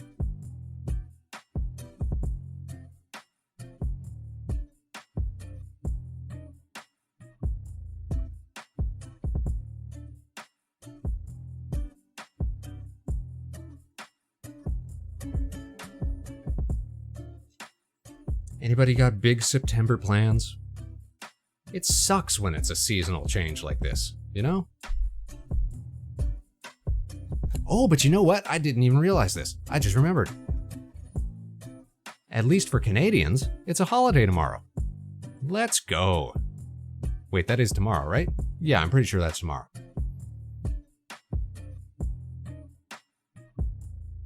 It's Labor Day-ber.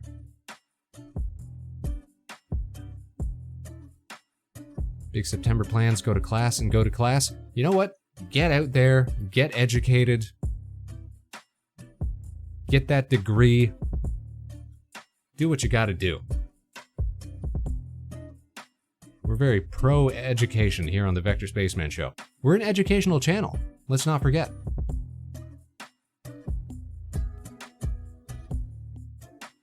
Every day we be trying to teach our space cadets something new. Tomorrow Day is a Labor Day, which means tomorrow day I get to post Labor Day-ber shorts again. Awesome. Thanks for reminding me, Spaceman. You're welcome, Spaceman.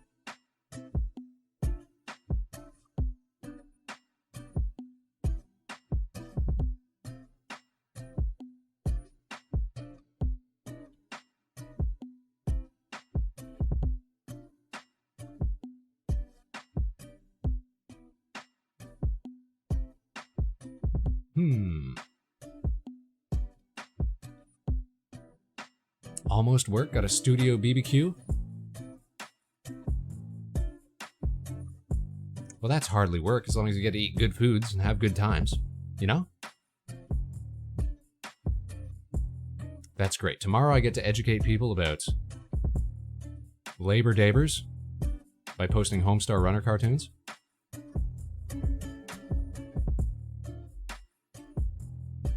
Like I said, we're always trying to educate the space cadets here on the show. Whether it's, you know, cool games, cool tech, classic Flash animations, or sometimes even if, you know, even if it's something as simple as talking about, you know, the humble Colombian ground squirrel. We got to make sure that everybody knows about this stuff.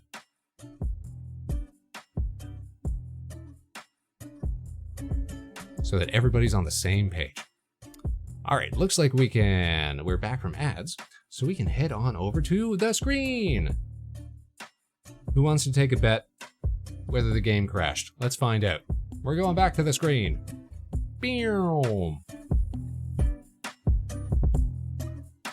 It crashed! We did it, guys. Okay, we're going back to the other screen. Boom. Only a matter of time? What do you mean? Only a matter of time before it crashed on us, Rig? You gotta have more confidence in us than that. Or do you mean it's only a matter of time until we got to talking about the Colombian ground squirrel?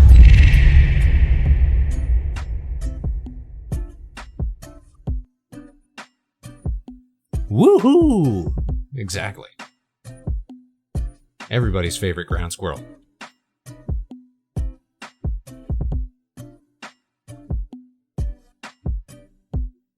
All right, the jam crashed.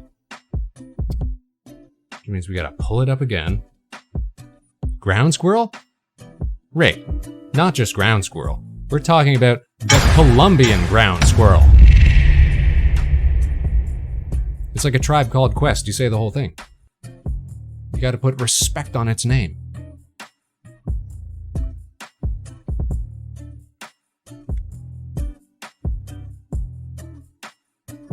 All right, once more, into the breach.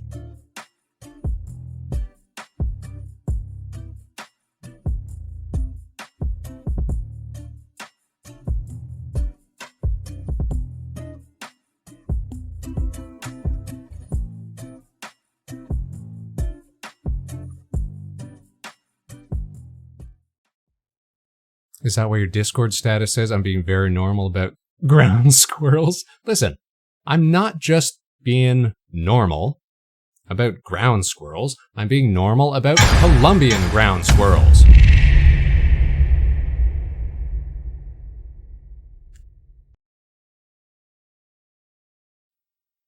As everyone should be. Why is audio not working? Audio is working. There we go. Played it what? Like I need any impetus? Like I need any freaking... Where's that hole that we were digging? Like I need any... Ooh, it's a cave. Like I need anyone to push me Ground protection falling. to talk about a Colombian ground squirrel. I'm pretty sure this is where... Wasn't that where... Where's the hole that we dug? Was this it? This was probably it.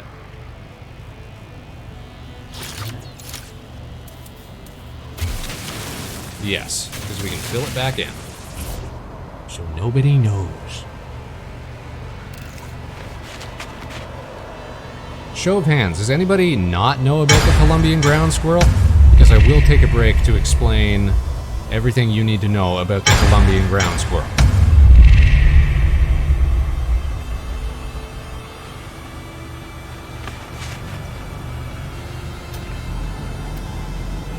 Ooh, a knowledge stone. The soccer ball escape, yes! I think that's good though. We got loot. So I think it was just a visual artifact. I would like to know about the Colombian ground squirrel? Robo, is that what you want to know about? Okay. Let's quickly save the game.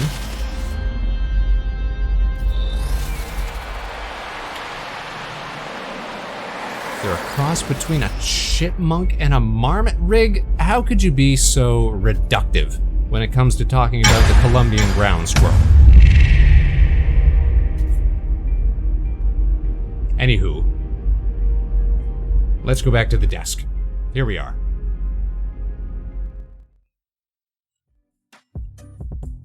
Make sure I've got...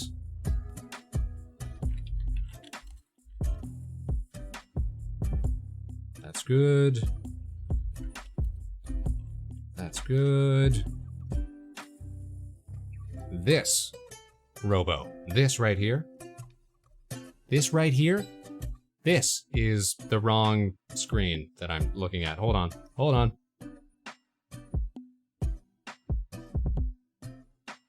But this This is the Colombian ground squirrel.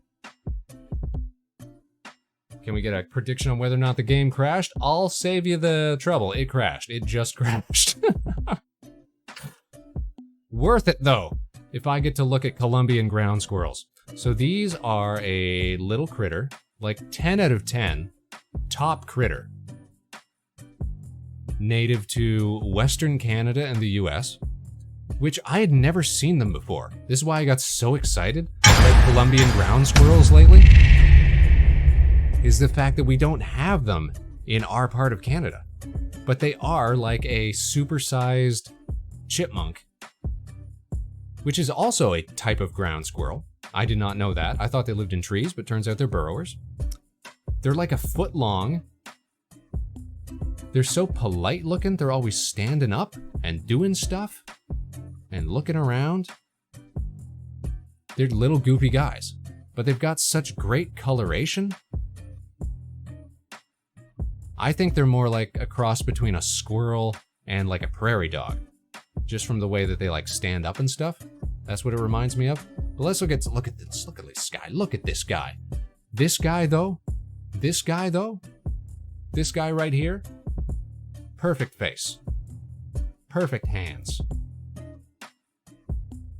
If I woke up tomorrow and I had to be, you know, a critter style VTuber instead of just being a guy, Colombian ground squirrel all the way.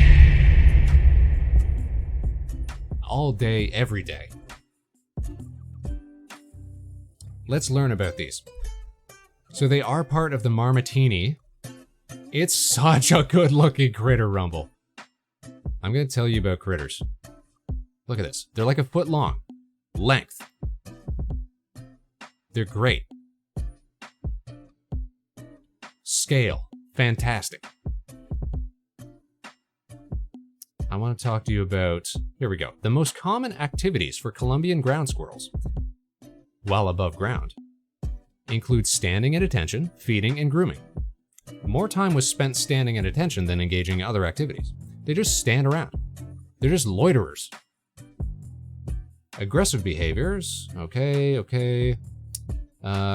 Colombian ground squirrels.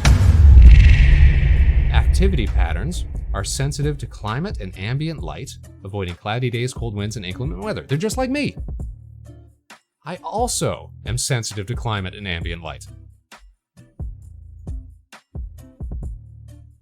And more likely to be found out around mid-morning. That's when I go for my bike rides. All right, here it is. Colombian ground squirrels, when encountering each other, will commonly touch their mouths and noses together, an act resembling kissing. Isn't that cute? Isn't that adorable? Look at these guys. Again, look at the little hands. That one almost just looks like a regular squirrel, like a tree squirrel. No, these are ground squirrels. And they live in little colonies, little burrows. But they're like little architects. They'll make little parts of their nests, their burrows that are like for food, and other parts that are for like waste, and other parts that are for like sleeping.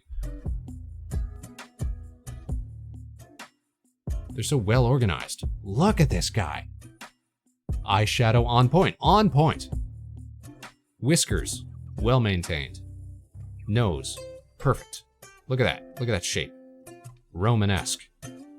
Ears, fine. Nothing wrong with that. The pelt though, I just love the coloration. Look at this guy. That almost looks like a stoat. Beauty. There's also an Arctic ground squirrel. And I think Arctic ground squirrels like will commonly, like their pelts will get used for like the roughing on like winter coats and stuff like that. I don't know how there's enough stuff up in the Arctic for these squirrels to survive off of. Or think of how tough it must be to be a burrower in northern Canada. That's gotta be rough. But I do like their little spotty coats. I still think I gotta give it, though, to the Colombian ground squirrel. That's my OG. That's my go-to guy right now. And yeah, that's kind of been my hyper fixation for the last little while. I want everybody to know about these critters. Top tier critter right there. And now you know. As always, the Vector Spaceman Show is an educational program, let's not forget. So you can walk away with real knowledge today. Very choice. You want to rub their bellies? I feel like, might not be the best idea. They are kind of wild animals. If you guys could have, like, any animal as a pet, what do you think it would be? Here's the thing, like, and I say that only as like a hypothetical, because I'm not really like a pro pet person. I think it's kind of cruel, you know, to keep animals. Especially if you've got like one dog or like one cat and you're like going out all the time and they're gonna get lonely and stuff like that. I think that's a real shame. But especially when it comes to like zoos and exotic animals as pets, that's always kind of, doesn't sit right, you know? But let's say there was nothing wrong with it, you could have any pet in the world.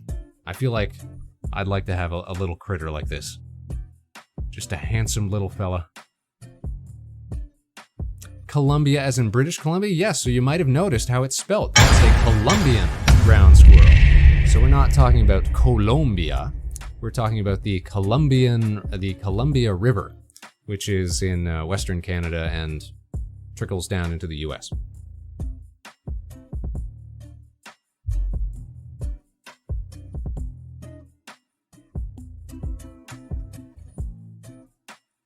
Yeah, these are not Spanish ground squirrels.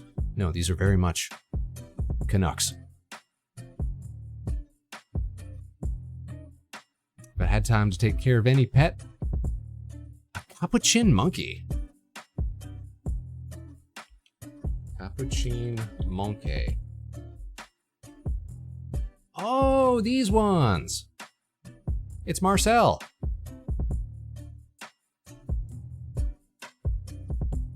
What does capuchin mean? Because it's got to have the same etymological root as cappuccino, right? What language is that? Italian or something? Those are cool. Darwin. Darwin the monkey? Capuchin monkey? Darwin?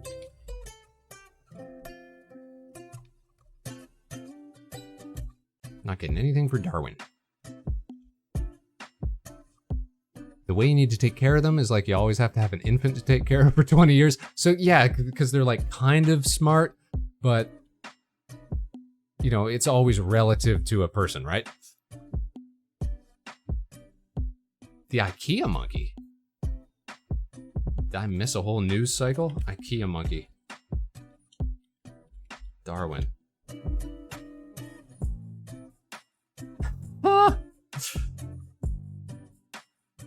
Whatever. Darwin, colloquially referred to as the IKEA monkey, is a Japanese macaque who attracted international attention in 2012 after images of him wandering an IKEA store in North York, Ontario. Okay, local story. He got his 15 minutes of fame. Determined to be a prohibitive exotic pet. Look at him wearing his coat, though. His little coat. A lawsuit brought by Darwin's former owner against Storybook Farm to return the animal was dismissed in 2013, so he was surrendered to an animal sanctuary where he now resides. I guess that's a good story. Was he, like, being mistreated or something, or were they just having him wear a coat? Because listen, if you're a Japanese macaque, then you're probably not used to Toronto weather, right? I feel like maybe you should be wearing a little coat. You were there? You were on site? Part of history, Rumble? Well done.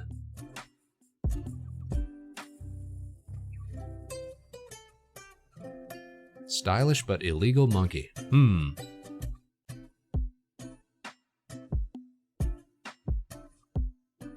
by a Toronto-based attorney. Like, I don't know why you'd... Monkeys and apes and stuff like that, like, they're too close.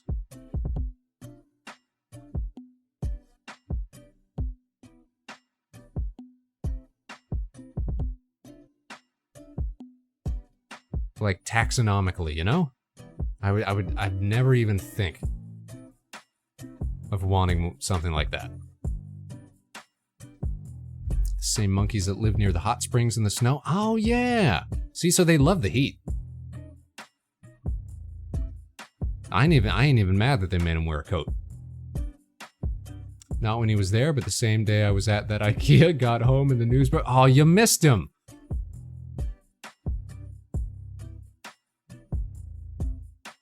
Just wandering around the parking lot.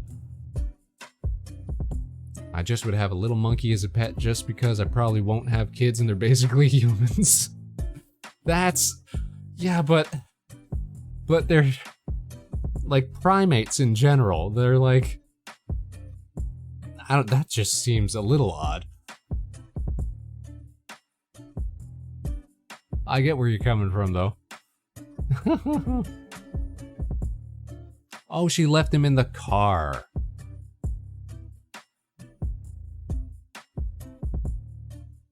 Just unattended. Okay. Hey, listen, if you can't do that with a dog, then you probably shouldn't be doing that with a cat, with a monkey. Baby equals monkey. Yeah, it's a nearly the same thing. Basically the same thing. They shriek.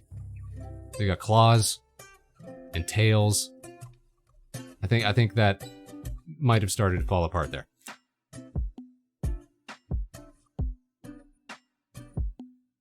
Broke out of the car. Oh, he's clever too. Good for him. Good for outfoxing the lawyer.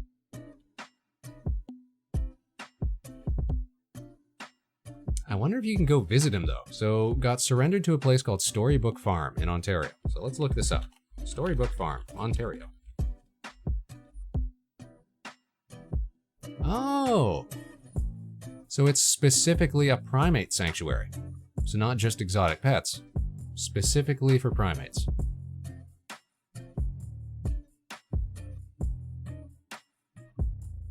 News and events? Tickets. So you can go and say hi to these guys.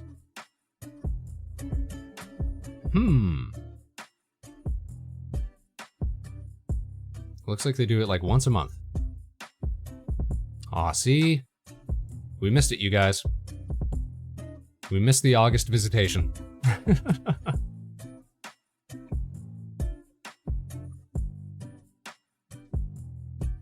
Should have had him in a baby carrier. Just strap him to the front of your chest. Monkey stream went. What does that even mean?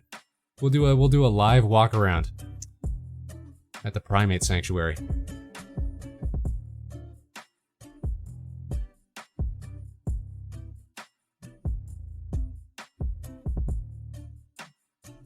Like if you have a monkey and treat it like it's your dog, that's a bit weirder than actually taking care of it like you would a human child, which is how you're meant to take care of monkeys. Is that how you're meant to take care of monkeys though? Are you not supposed to just take care of them like monkeys?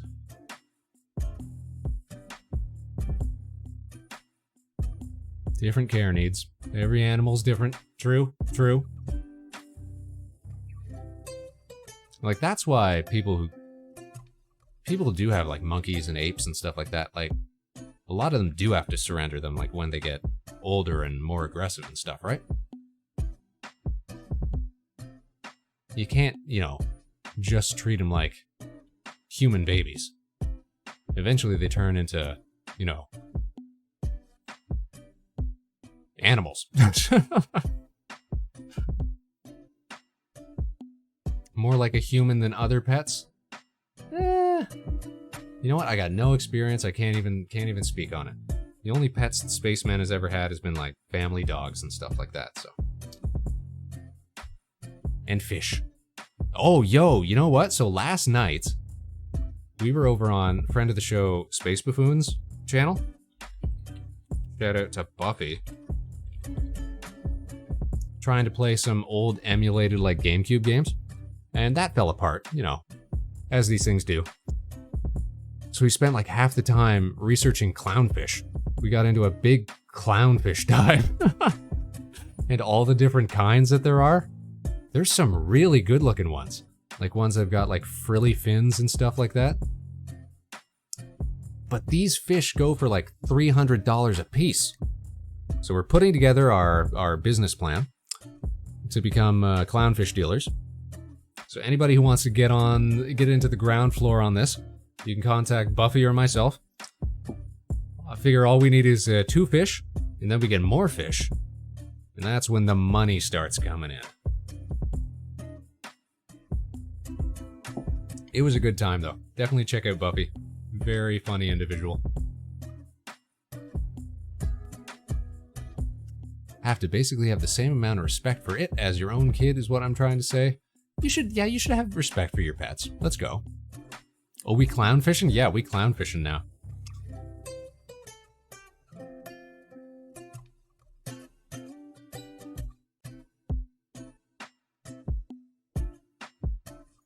See if I can't find one of the pictures of these. Let's see. Clownfish.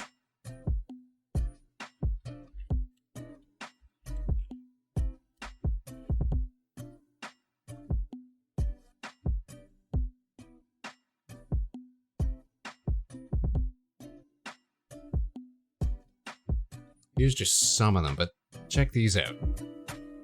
There were like clownfish with like black and white spotting, which I had never seen before. These really frilly, like long fin clownfish. I really like these ones. These are like the best looking ones I've seen. The long fin mocha ocellaris clownfish. Yeah, man. Listen, orange plus frilliness, it's a good look. It's a real good look. Clownfishes rumble.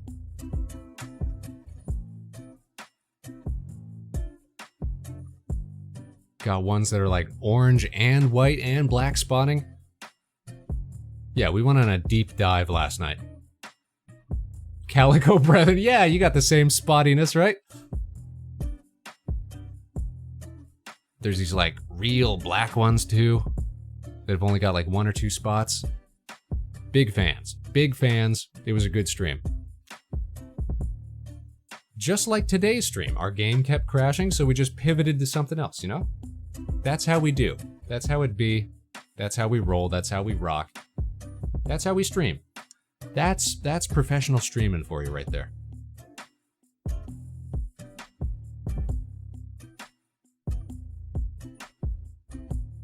Now, speaking of professional streaming, we'd be remiss if we didn't have something lined up before we end the show here. We're gonna take a break so we can go grab dinners and stuff. We'll probably be back around like 7-ish, because we're gonna keep doing some No Man's stuff as we continue to pursue our dreams of making a little vector space van in space. Man, I low-key wished I stayed in college for marine biology. That'd be a pretty cool pursuit, a pretty cool major to have. There's just so much stuff in the ocean that I find gross and weird and spooky, you know? I couldn't hack it. You know, it doesn't matter how funny SpongeBob was. I just couldn't hack it as a marine biologist.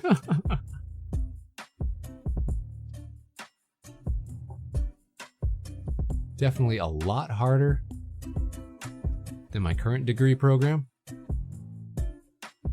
Well, sometimes you gotta pivot, you know? I would have loved to go to have stayed in computer science when I was in uni. But didn't have some of the required courses that they wanted, so had to pivot to something else, you know? But I still took a lot of programming classes and still took a lot of computer science classes. Still learned a whole lot, still helped me to this day. But you know, it's not technically what's on my piece of paper. Do you know about Nyanko-sensei? Nyanko-sensei. I don't even know about Nyanko-sensei. Nyanko-sensei. Nyanko-sensei. Oh, it's a little cat. It's a little fat cat. Look, guys, it's a little fat cat. Look at that. Orange and black and white, just like you, Rumbles.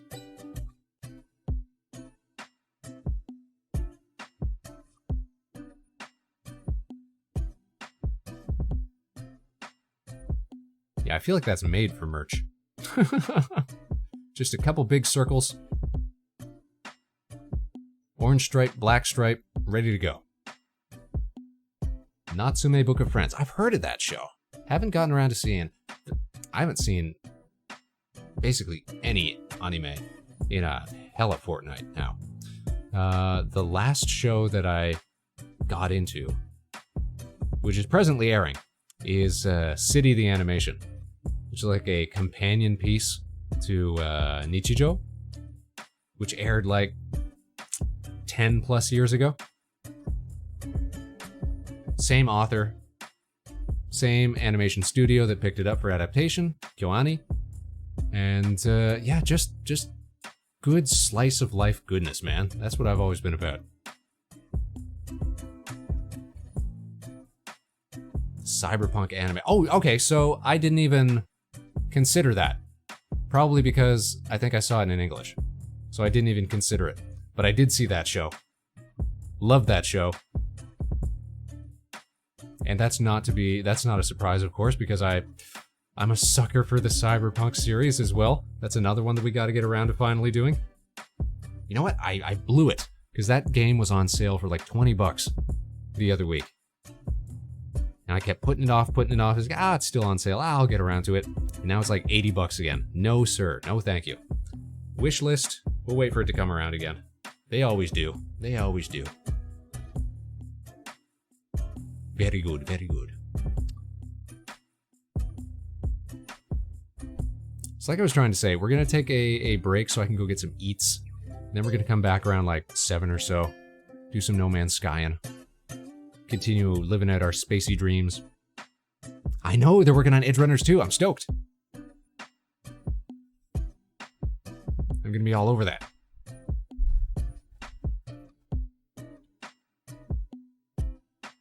But before we call it quits, we gotta find a raid target. We gotta find somebody to go say hi to. Yeah, they get a season 2, which I don't know what the point of calling it Edge Runners Season 2 is.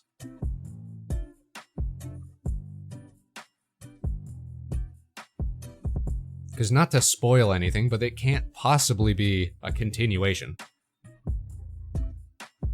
Yeah, same setting.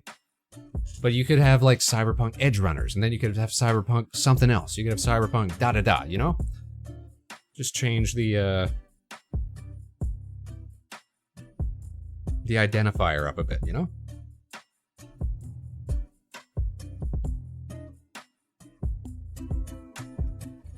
It's more Edge Runners. It's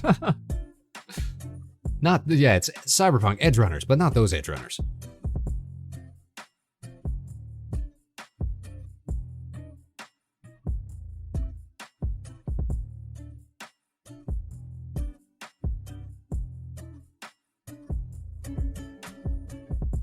Alright, so it turns out fewer people are actually streaming than I had anticipated.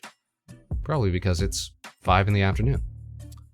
Always edit. Domo!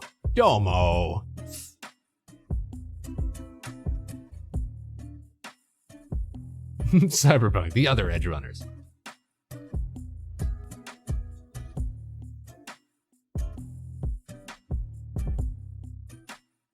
Hope they change the name. Something unique, you know? Something unique to the new series. But they probably won't because they want people to recognize it, right? gosh darn branding concerns. Sheesh.